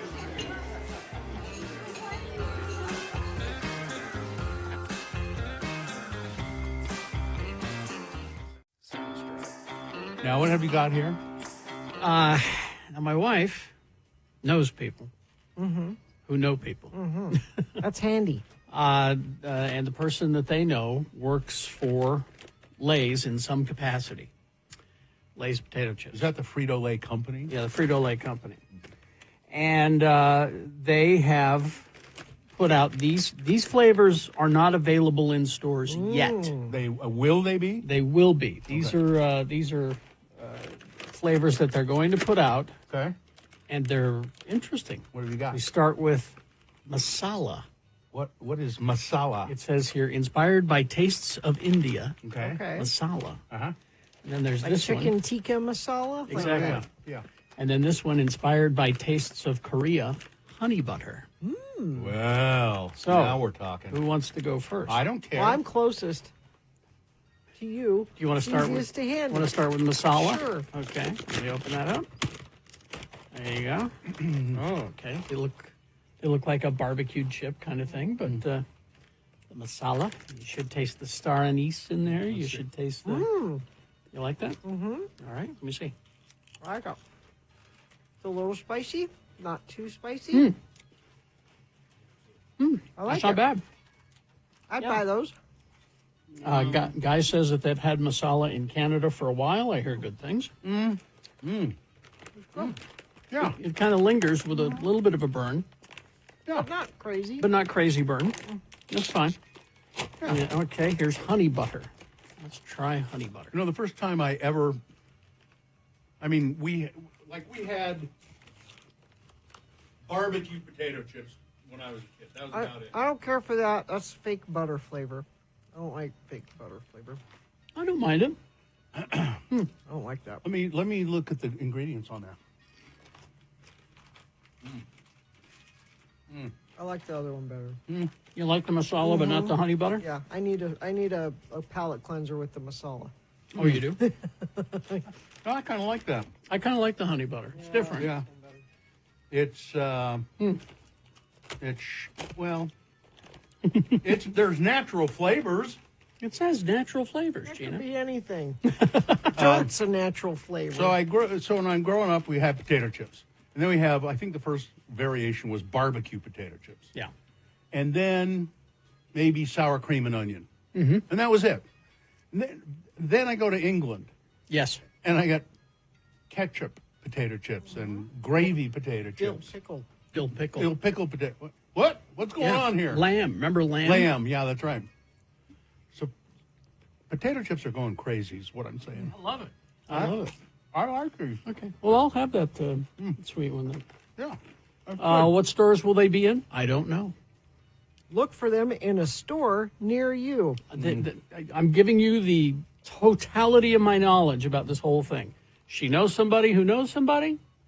These aren't available yet, but they will be. That's all I know. Inspired by the tastes of Korea. I can think of other Korean Taste of- chips that would be more savory. The masala is a little spicy. It lingers. Yeah. It lingers. There you go. I'll All right. take the honey butter. All right. Anyway.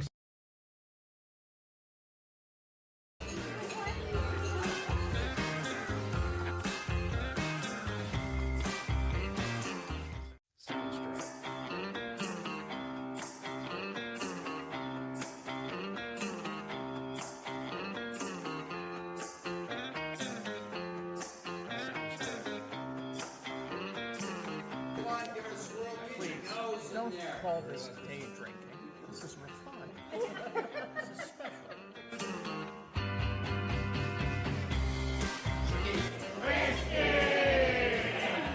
Cheers, everybody.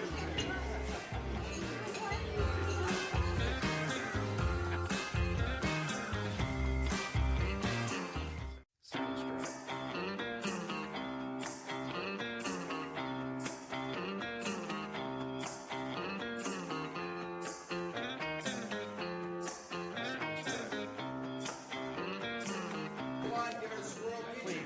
Don't call this day drinking. This is refined. This is special.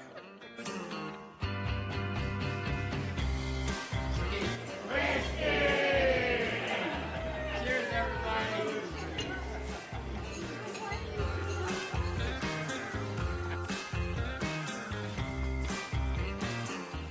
Sounds 9:08. Jack in Bonneville, wherever that is, in Bonneville, says, I know Bill Allred doesn't care for that song, but much. On this day in 1984, that started a 2-week run at #1 with the Reflex for Duran Duran. No So somebody liked it. No accountant for taste, is there? I liked it. No accountant for taste. I guess not. Yeah, I'm not sure what it is. I mean, I like some of their songs, but that's certainly not one. It just seems to be. It just I don't know, it gets under my skin. I don't care for it. Well, I care for it, and we played it, so there you go. Okay. Time for the boner recap. I put my fingers in my ears the whole time.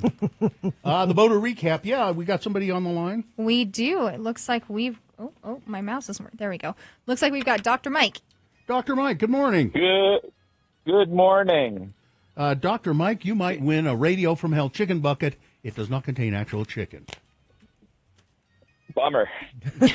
You can put your own chicken in it if you want, I suppose. But, Mike, I can picture you right now wearing the chicken bucket as a hat while you're at work.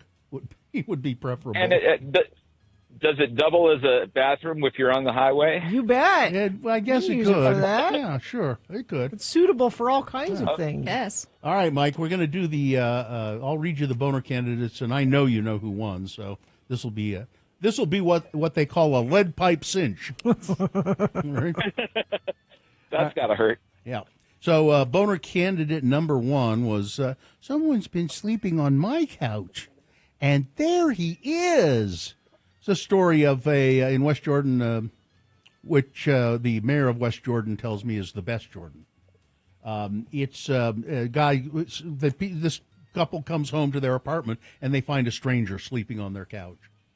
That was a minor story, a throwaway sort of. That's all right. Yeah. Weren't there like 8 people that liked it? 8 people thought that was a real That's boner. the one. Yeah. Then there was boner candidate number 2. Maybe we can stop terrorists with a well-kept lawn and garden. A person put in charge of anti-terrorism measures in the United States government. He was appointed by Donald Trump. He's a 22-year-old twerp who has no experience at all, and he's in the Department of Homeland Security now, tasked with the prevention of terrorism. On his resume, he has landscaping, and he worked at a grocery store. But he's a big Trump fan. That's all it takes. So he got the job. And then there's boner candidate number 3. I'll bet you're here to give birth to a U.S. citizen. Border Patrol detaining a pregnant woman in Los Angeles. Where are you from? I'm from here. You should. You look like you're from Mexico. Yeah, they put her in chains, and she's very pregnant.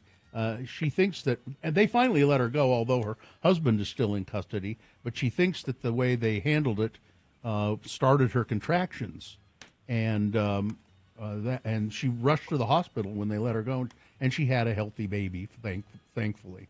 All right, Mike, those were the 3 boner candidates. I don't remember which one was the winner. Do you? I do. It was boner number 2. It was indeed. I just looked it up, and you're right. 149 votes for the twerp that's doing Homeland Security stuff. Yeah. All right. Congratulations, that Dr. makes Mike. me feel safe. Doesn't it? Yeah, I'm sure. Yeah. All right, Mike, we'll put you on hold, and they'll tell you how to get your chicken bucket.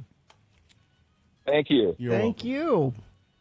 I want to just quickly, before we break here, remind you about the Salt Lake Acting Company's summer show. Yeah. Secret Lives of the Real Wives of the Salt Lake Hive. It runs June 25th through August 17th. This production is a cabaret-style show with table seating and theater seats. You can bring your own food and drink. That drink can be whatever you like. I thought it was funny that you suggested a White Claw, of all things. Bring a White Claw. Or a bottle of wine, or I'm just saying you could... White whatever Claws are very popular here right now. Canned cocktails would be good. Well, because they say bring a picnic. Yeah. So I like those simplicity cocktails. Yeah, those are good. Sugar House Distillery has some too, I think. Yeah, don't those they? ones are Oh very yeah, good. they have really good ones. Yeah, so bring those. So you can get tickets at saltlakeactingcompany.org, or I suggest going to x96.com. There's a rotating banner at the top that says Salt Lake Acting Company, Not Safe for Work Radio from Hell podcast, which we will be doing on the 29th. Yes. So if you specifically want to go to that one, you can buy tickets. There's a link there. There's not very many left. I think I counted 10 tickets maybe left. The for that one. 29th, so you know, is a Sunday. This coming Sunday. And it's a matinee performance, not an evening performance. So get those while they last. And there are other performances too if you can't make that one on Sunday. All right. Beautiful. Okay, we got some big boy news and opiniondo coming up after these messages. Larson, HVAC and Plumbing. I am so excited. They are coming to my house Thursday. And you've been so lonely. Because our systems are old in our house, and they're finally starting to die when it's 100 degrees outside. This is why Larson says, different times of year when it's not so hot. That's when you should have them come in. Yeah. But they are coming to my house, and we're getting all kinds of rebates because they're high efficiency air conditioner they're putting in, and you can get $500 off a new high efficiency air conditioner. Plus, get 1 year's worth of filters for free. And they do all the work for you, filling out the rebate stuff. Yeah, which is nice. They'll submit all of the paperwork. They're putting in Rheem products in our house. They're Rheem Pro certified. Those are made all in the United States, which means they're a little easier for them to get. Which is nice. They're just great people. If you have plumbing issues, too, they can help you with that. Make sure you go to larsonhvac.com/x96 or call them 801-930-5450.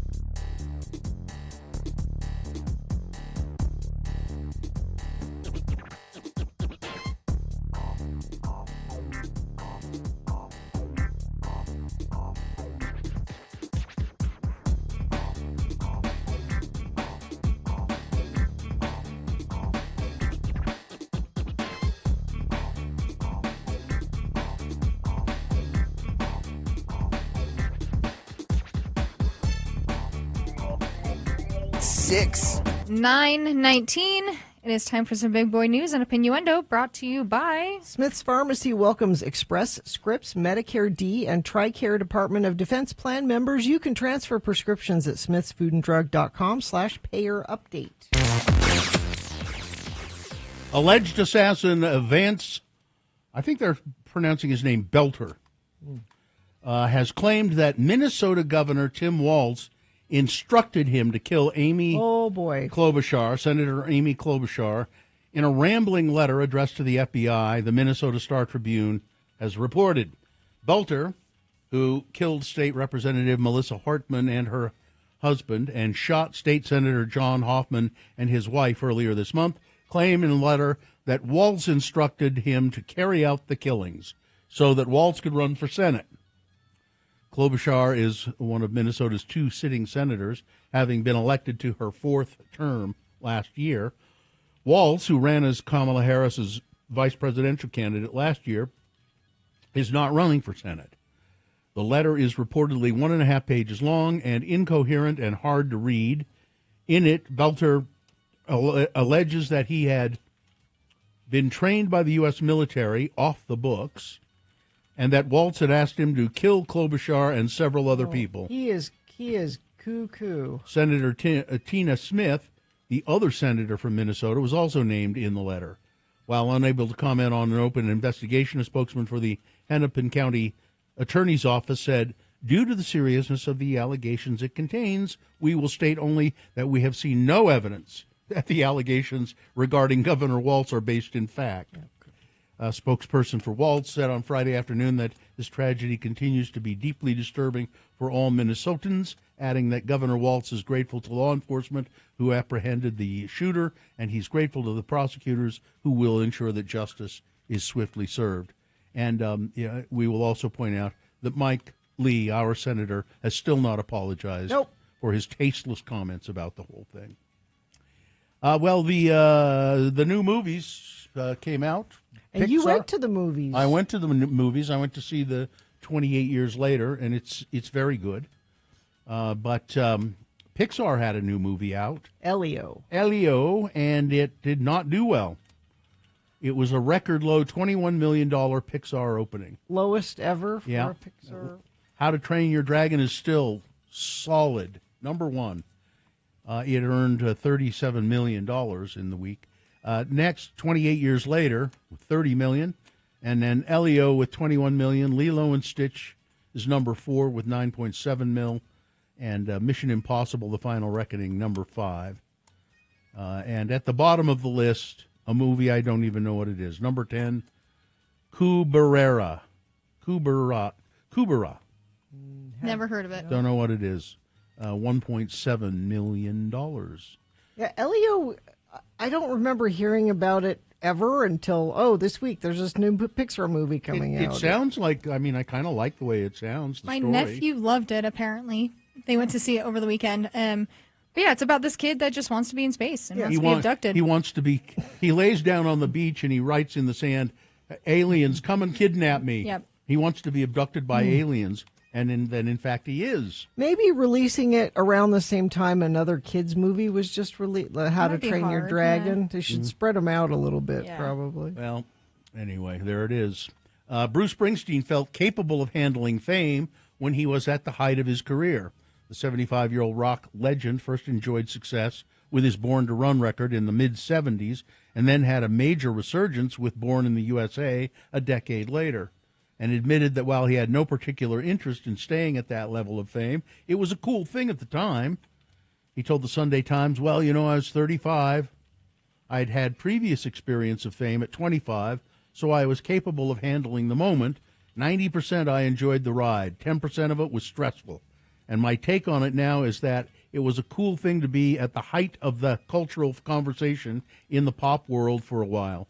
I just didn't have any particular interest in staying there. That's a fool's game." The Dancing in the Dark hitmaker. Okay. Yeah. That's a good song. Also fronts the E Street Band, but now lives in New Jersey with his wife and co-star Patty Scialfa, with whom he has Evan, 34 years old, Jessica, 33, as well as a 31-year-old Samuel. He insists that the kind of work he does now is more important than the money. It's more about writing great music. That's what he does. He said, I was lucky enough to have Elvis and the Beatles and Bob Dylan to follow in their footsteps, or to not follow in their footsteps. From there, I learned how important it was to not lose focus on who I am or the work I was doing. Speaking of Bob Dylan, it is true. What? He has done some kind of a collaboration with Machine Gun Kelly. I'm confused by that, but okay. Machine Gun I guess Kelly, show me what you got. I'm willing to Machine say. Gun Kelly confirmed that, yes, it really was Bob Dylan's voice on a trailer for the new album. When asked how he obtained the singer-songwriter services, he cracked a few jokes. A magician never reveals his secrets, he replied. Pure desperation, just knocking on his door relentlessly, not going away. If I do this, will you leave me alone? Yeah. But apparently he convinced Dylan to collaborate with him on, I think, on a whole album. So it'll be interesting to see what they do there. Let's see. We have Cher. You'll be glad to know that Cher's son Elijah Blue is out of prison. No, not Or prison. I mean the hospital. Hospital. Elijah Blue Allman. He has been released from the hospital following a drug overdose last weekend. Sources with direct knowledge tell TMZ that the son of Cher and the late Greg Allman was discharged from the Southern California hospital midweek after being rushed there from his home near Joshua Tree. He's had tons of problems. It doesn't seem like he wants to be alive very much, you know. He's just very troubled, and he seems to not care. Yeah. Let's see. In an interview with the Times UK, Johnny Depp says he was a crash test dummy for #MeToo, reflecting on his protracted legal battle with his actress and ex-wife Amber Heard. What did that have to do with Me Too? I don't know. My comeback, honestly, I didn't go anywhere, he said. If I had the chance to split, I would never come back. I don't know what you're talking about. But he says he has no regrets about the Amber Heard trial. No, I don't. It's whatever. Doesn't mean a thing to me. Although I'll say Pirates of the Caribbean, the first one, that is a movie I can watch over and over and over again. Yes. Yeah, I agree. Not the other ones, but the first one, I don't know how many times I've seen it, and every time it comes on, I get sucked in. And but interestingly enough, I can watch the news coverage of the Amber Heard Johnny Depp trial over and over again. Every time it sucks me in. I watch it every time. It's amazing. When Amber gets really mad on the stand. You like that part? Yeah. Pete Townsend is a full-time member of The Who, you know. I did know that, yes. But not even he fully understands what happened to cause drummer Zach Starkey to be fired. Starkey, if he doesn't know, who knows? I think, what's his name? Roger does. Starkey was fired in April after Roger Daltrey was reportedly displeased with his performance of The Song Is Over at the Who's concert in London. A few days later, he was reinstated. Townsend publicly noted that this was the result of communications issues. That's all it was. Starkey was then fired a second time and replaced by Scott DeVoers. Starkey has claimed that Roger Daltrey is the man who came in and fired him. Yeah. He said he's the guy who did it. And all this back and forth stuff, I think he should just say, you know what, I don't need this hassle anymore. Yeah, I would. Pete Townsend says, I think Roger just got kind of lost. Roger's finding it difficult. I think it's because he has a hearing problem. What? Yeah. I have to be careful. You didn't fool me with that. Not for a second. No. Because I do that every time. I use that joke every time. Yeah. That's how you can tell I'm tired. Yeah. What? What? Let's see. John Oates is going out on tour, and I Nobody wonder cares. Who cares? No one will go. I don't think so. You were not the important part of that duo, No. John. I'm sorry. I wonder what he's thinking. He's going to go out on tour, and people will want to see John Oates. No, anybody that buys a ticket to that is going to be confused and think this is not Hall & Oates. It's just Oates. Not good. And there's a set list of the songs he's doing, but who cares? Let's see. Do we have anything else here we need to... let me go up here. No. No? Okay. I think, yeah, that's it, I think. Weather? Oh, just beautiful. I would be fine if it was always like this. 55 right now. Only going to be 77 for a high today. Partly sunny. Overnight low 56. Tomorrow 83. We gradually warm up, folks, all the way through until the weekend when we could be back up near 100. Just a reminder, because they're starting to sell fireworks. You'll notice those in grocery store parking lots and things. There is extreme fire danger all over the state. We have no rain in sight. This cold front that came through over the weekend, which was nice, had maybe a tiny bit of rain depending on where you are. Not enough to wet things down enough to make a difference. Just in time for the 4th of July when we're going to have fireworks around. You're not supposed to set them off until July 2nd. And there are certain areas of the city that you can't do it. Please be mindful of that. I would say stick to, professional fireworks displays like, baseball games, soccer games, that kind of thing. But if you have to buy them, please, don't set them off places. Don't buy anything but snakes. Yeah. Just snakes. Just snakes. That's all. But yeah, the extreme fire danger in effect for the foreseeable future, I'm afraid. Haster Games for board games, Magic the Gathering, Pokemon, miniatures, dice, paints, and more. Haster Games, 6831 South State, or hastergames.com. All right, coming up after these, we've got possibly some guests in the studio. Maybe a list. Maybe a list. Yeah, we'll see. Okay. All after these messages.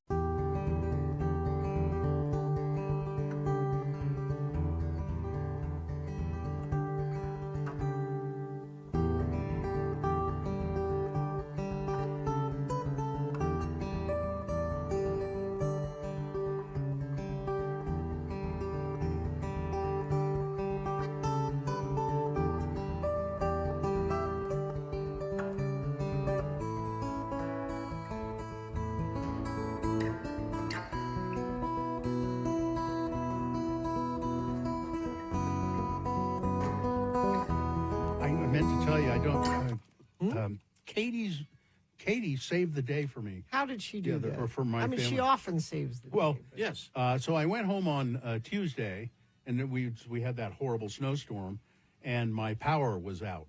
Mm-hmm. And the power was out for quite a while. I don't think it came back on until about 4 in the afternoon. But we were getting kind of hungry, and fortunately we have a gas stove, but you can't.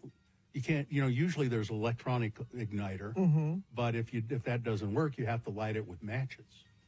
And we're looking around for matches, and we found a little book of matches from Katie's wedding. Yes. Little box of matches. From a couple of years ago. Yeah, there they are at x96.com/live. What do they say on them? Give love a chance. Love finds a way. Oh, love finds a way. That's It's like Life finds a way from Jurassic Park. Is there a dinosaur Yeah. in there? Yeah. So we found that we had those. We were able to light the stove, and my wife was able to make hot corned beef sandwiches. Pastrami, I guess it was. You don't have like a lighter, like a lighter? Probably somewhere, but isn't it a much nicer story that we used Katie's matches? Yes, Gina, we could. Could you describe that lighter again? I have the chicka. Yeah, a little. Yeah, yes, I do have one of those, and I have a big box of diamond matches as well. Ooh. But Katie's matches saved the day, which was the point of the story. Of course they did. Yeah. Of course. Chicka. It is satisfying to light a match. Sure. It's a different kind of satisfying than chicka.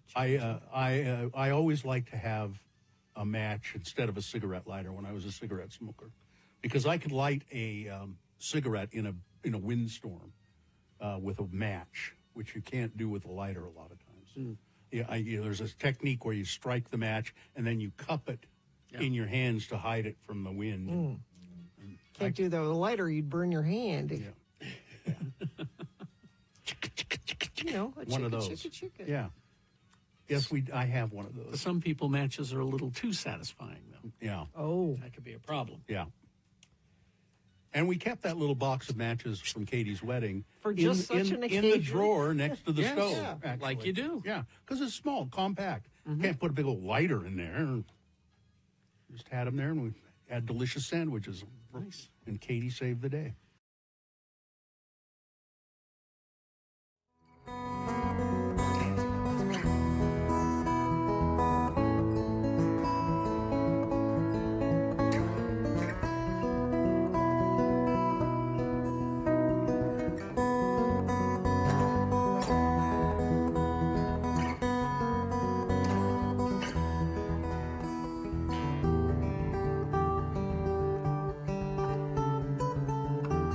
It's 96. 9:35. I have a really interesting list here if you'd like to hear about it. I would. A list? Mm-hmm.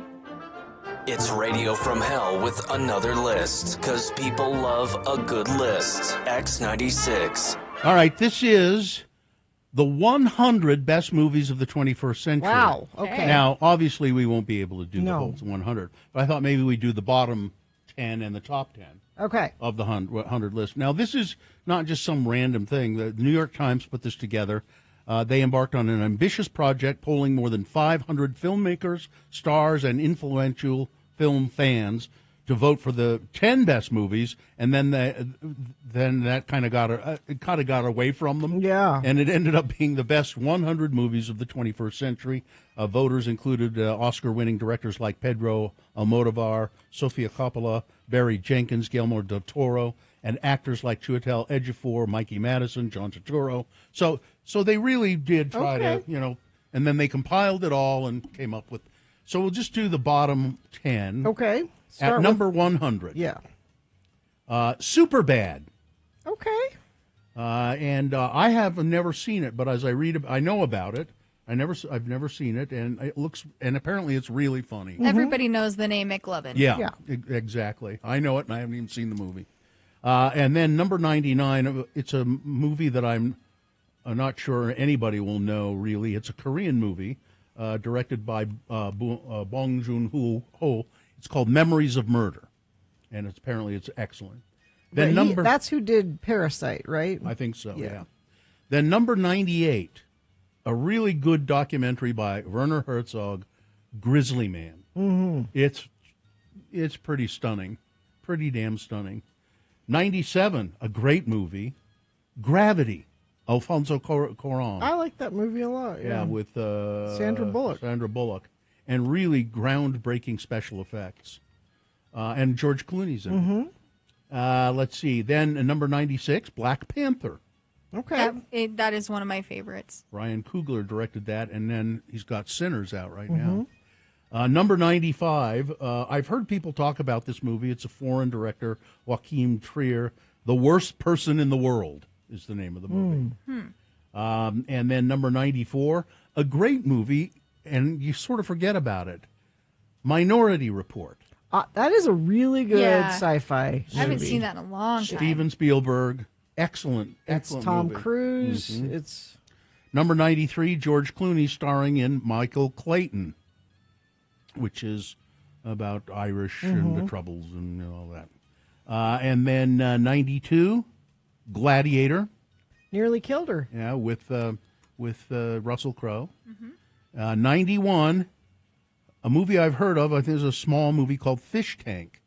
I don't know Fish I Tank. don't either. It says few movies about adolescent girls are quite this raw or daring. Andrea Arnold's story concerns a girl who desperately wants to be a hip-hop dancer in pursuit of her mother's new boyfriend, a pursuit her mother's new boyfriend encourages. No, I don't remember this. I think she gets involved with her mother's boyfriend, which is kind of... And then number 90, Frances Ha. Noah Bernbach, and that's Greta Gerwig. Oh, okay. That's Greta Gerwig. I like everything she does. All right, let's see now if I can get to the... Yeah, start at 10 and go down to 1. Okay. He's scrolling. I have to scroll here. Let's see. Keep So I'm starting scrolling. at what? 10. And then counting down to 1. Okay. No? Well, I'm not sure that it wants to let me do it. Well, tell it you're the boss. I'm the boss. doesn't the list know who you no, are? yelling at my computer is not No. seeming to. That's weird. It's truncated. It says I can. Can you reopen the link? Oh, by you know, chance? I think it's in two. I think it's another. Oh, it's in 2 parts. Yeah, or 3 parts. Oh boy. Let's see if I can open it again. No. Well, I'm sorry. No, this is not satisfying. Wait a minute. Hang on. Let me see if this works.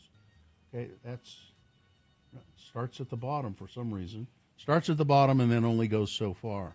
Hold on. No, I've got it. Wait a minute. Oh, man. Did they just post this just now? So they're I think still it just working came out on it? today.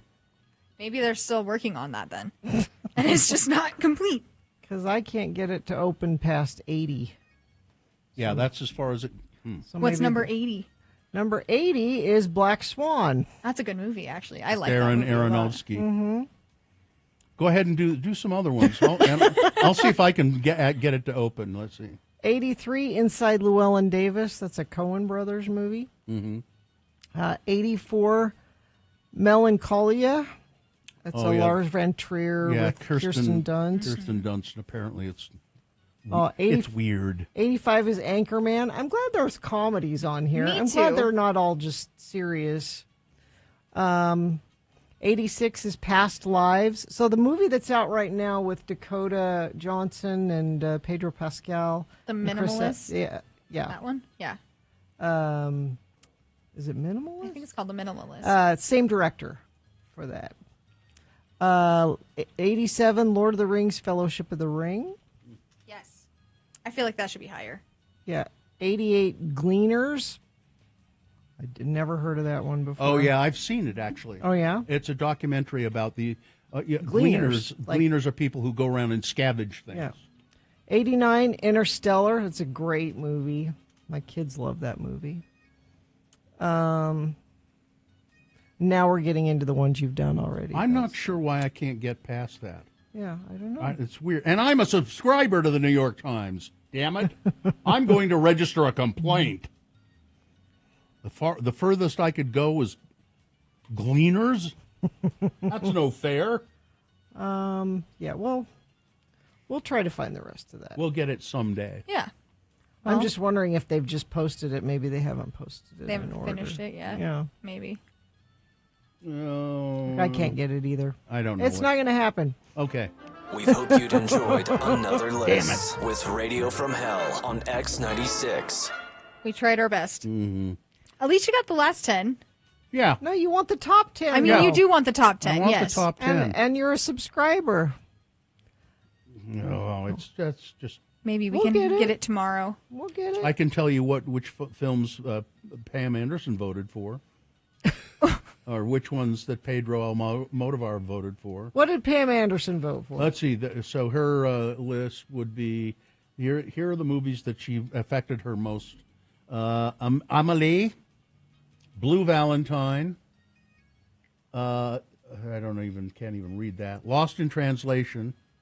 Requiem for a Dream, a movie I would advise no one to see. No, That movie it's is so horrible, sad. Horrible. It's just horrible. Yeah. I mean, it's well done, but it's horrible. Yes. The Lobster, The Party, Volver, and White God. She likes movies that most people have never heard of. You're trying to make us think you're smart, Pam. That's what I get from that. Mel Brooks. According to some guy, they are doing 10 movies per day. Ah, that makes sense. Oh. They're stretching it out. Yeah. Well, then maybe we can do this every day, the next 10. Maybe. We can do that. Yeah. You want to know movies Mel Brooks Yes, likes? I do. I love Mel. A Brooks. Yes. Beautiful Mind, Okay. Good movie. Bottle Shock, Don't know it. Hidden Figures, Well, that's a great, again, a Yes. movie my kids love, Hidden Figures. Inglorious Bastards, One of the Yes. best. Jojo Rabbit, One of the other bests. which is really I love that movie so much. Midnight in Paris. That's Okay. a good movie. It's a Woody Allen, I stopped going to Woody Allen movies at some point. but it's a good movie. The I like Bourne Identity, it. Yeah. Okay. The King's Speech, which was very good, and The Pianist, which Okay. was Jeffrey Rush. Bill, look at you saying The King's Speech is good and it has the best actress in the world in it, and you don't like her. Who is that? Helena Bonham Carter. I like her in some things. A really underrated movie by the guy who directed, Batman and Johnny. Her husband? Edward Scissorhands. Tim Burton. She married? It's not her husband. Never married. Okay. Tim Burton. It's called Big Fish. Oh, that movie's so good. It is an so absolutely beautiful, heart-rending, brilliant movie. Yeah, it is. All right. We'll take this in 10-piece chunks when the New York Times gives them to us. We'll continue getting more. Weather? It's warm. It's not warm. It's cool. It's nice. It's lovely. Go outside. 77 for a high. Get out of here. Now through June 22nd, buy 3 Big O brand tires. Get 1 free. Visit your locally owned and operated Big O Tires. Big O Tires, the team you trust. Oh, also, that was from Corey in the chat room, not some guy. Thank you for the correction. Thanks, Corey. Yes. Appreciate it. Okay, crawling towards the exit after these messages and a song.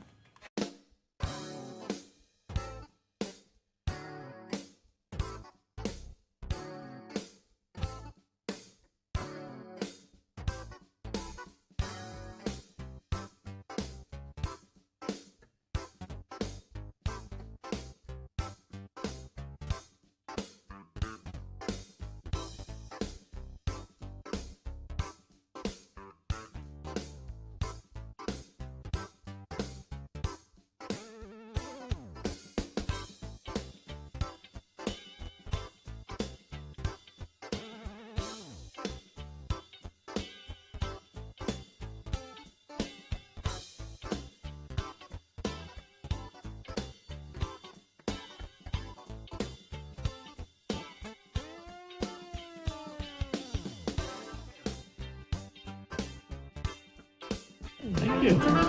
It's Radio from Hell with another list, because people love a good list. X96. This is from the Deseret News, and I don't know if they surveyed people for this or it's just the writer's opinion of where the best French fries in Utah are. It's National French Fry Day today. But it says this article was originally published in January, but it has been updated for National French Fry Day. There are dozens of places that have excellent fries of different kinds. And without further ado, here are where you can guess the best fries in Utah and why. Now, the first one on the list, and I don't know if this is in any order. It's just, a list. And I disagree with this one. Okay. Crown Burger. What do you mean? I don't care for Crown Burger fries at all. At all? They're too fat and too mealy inside. You're not eating them hot then, are you? Yes, I am. I always get Crown Burger onion rings because I usually get the onion rings because I don't care for their French fries. Well, you got to eat them hot. Well, Gina, I don't make it a habit of eating cold French fries. If you wait till you get home, you got to eat them in the car. It says here they are.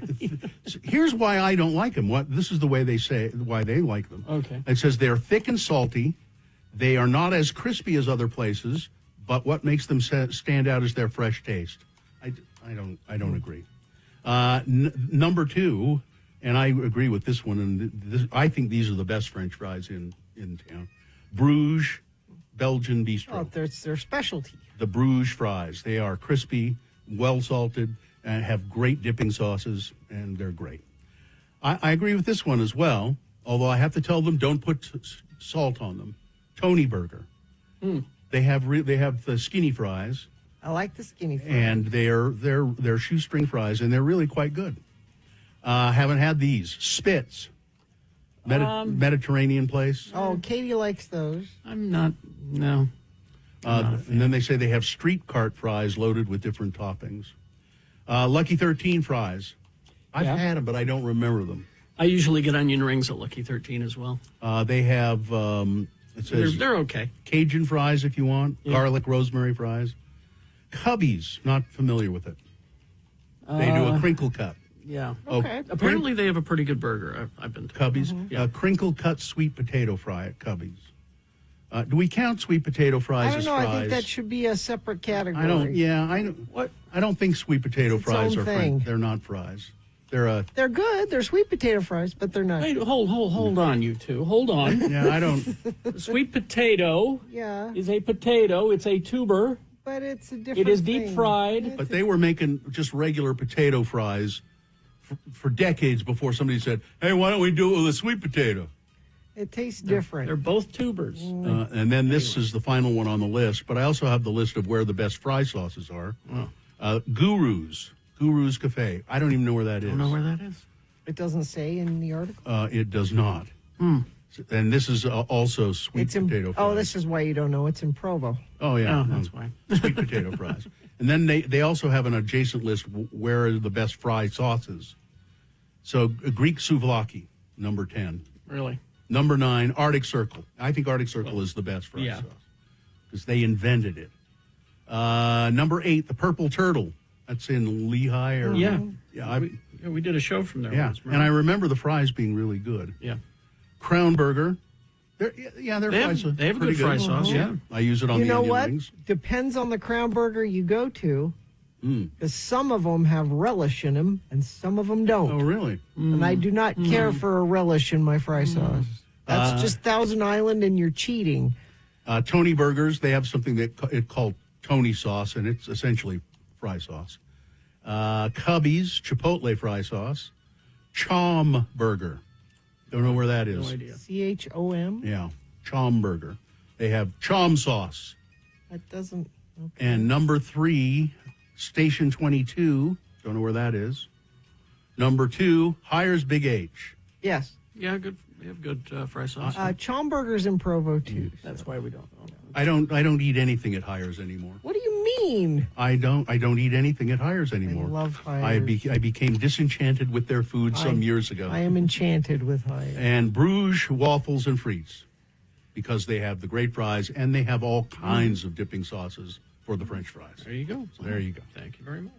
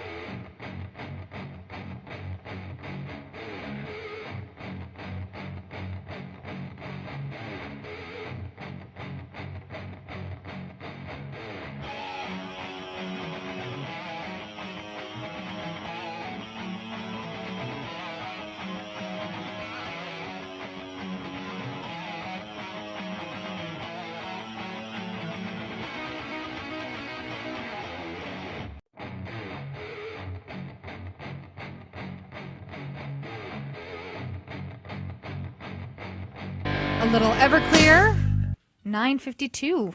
Had a really great discovery the other day. What's that? Well, we were talking about popsicles, remember? Yeah. Yes. And I was craving popsicles, and I talked to my wife about the craving popsicles, and she said, "Well, I'm going to the store, and I'll get some popsicles." And I said, "Well, just the good old fashioned twin pops, the popsicle Where you break it in half and share it. Yeah. So she comes back from the store, and she said I couldn't see those, but look what I found. It's Astro Bars. Astro Pops? Astro Pops or Astro Bars from Pace's Darien in Bountiful, North Salt Lake. It's a drive-in there, and I discovered those a long time ago. I think maybe Louise told me about them. Our good old friend Louise Ballantyne. But Pace's Darien, and they make their own popsicles, Astro Bars or Astro Local Pops. popsicle. Yeah, and she bought them. My wife bought a bag of them at Smith's. And that comes in a bag. Pace's Astro Bars, I think it says on the package. And aren't they red, white, and blue? No, they're just a variety of flavors. Oh, okay. There was a banana one. There what looks like there's a couple of root beer ones. Now, do they have the 2 sticks? No, just one stick. Okay. The Astro Bars always just had one stick, but it's the size of a double popsicle, but it's big. Because when we were kids, you had to split. You never got the double by yourself. You had to split it and give one of them to a you sibling. We didn't. In I didn't. In my house, We split it, but you'd eat one piece and then you'd eat the other. you go to the counter, and you jam it on the side of the counter to on the break corner. it in half. and then you eat both pieces. Yeah, no, we had to share. Well, that's your mother was a Nazi. We had a lot of It's a lot of kids. So I ate the banana one, and I love them. So you can You're get happy, them. huh? Yeah, you can get them at Smith's now. So is the banana your favorite flavor? Oh, I don't know. I kind of. I know a lot of kids always loved the root beer one. That's what I always liked. Oh, and then I did eat another one. What was it? It was a peach. It tasted like a peach, and it was really good. So Astro bars are better than Twin Pops. Astro bar. And they're local. Yeah, they're from Pace's Dairy Inn, which has been a drive-in since like the 1950s or something. In 1957, they opened Pace's Dairy Inn in Bountiful. There it is. All right. And yeah, Get delicious. yourself some local popsicles. There you go. It's gonna start warming up. You might as well have them in the freezer. Yeah, Joe started to buy them and keep them at the farm. And like when he's been out farming, he gets a beer and a popsicle. Sure. Oh, here's an ad for the old Pace's Dairy Inn when they first opened. They were offering 5-cent Sundays, a 5-cent Sunday sale. Somebody found it, x96.com/live. Yeah, good work. That's Those exactly. are the Pace's Dairy Inn Yeah, popsicles. the ones. So when I would go to Pace's and buy them, they had a paper wrapper, and I used to buy them and I'd take them home and put them in the freezer. I'd buy a bunch of them, but they'd get freezer burned. Yeah. Pretty The plastic quickly. helps. Yeah, but I think these will not do that. So Promo? Promo time. okay. Mo. On Tuesday's Radio from Hell show, we'll take your phone calls for hello, yeah, what? Be ready to call at about 7:45 and talk about whatever you like. People call us crazy. You're crazy! For opening the phone lines to whomever wants to call, 877-602-9696. Hey, maybe Kerry Jackson will even call in from Japan. Radio from Hell. They're crazy! Tuesday morning here on X96. I sounded crazy, didn't Yeah, I? you did. It was great. I acted out crazy. Because And you didn't even read that before we did it, did you? No, I don't think he ever does. no. I believe in spontaneity. Beautiful. I want to be spontaneous. and I didn't miss any words and I acted crazy. You did great. Crazy! Woo! Acting. That's right. Thank you. All right. I think we are good. Tanner, thank you for helping out, especially this last hour. I know it's been kind of crazy. As Carrie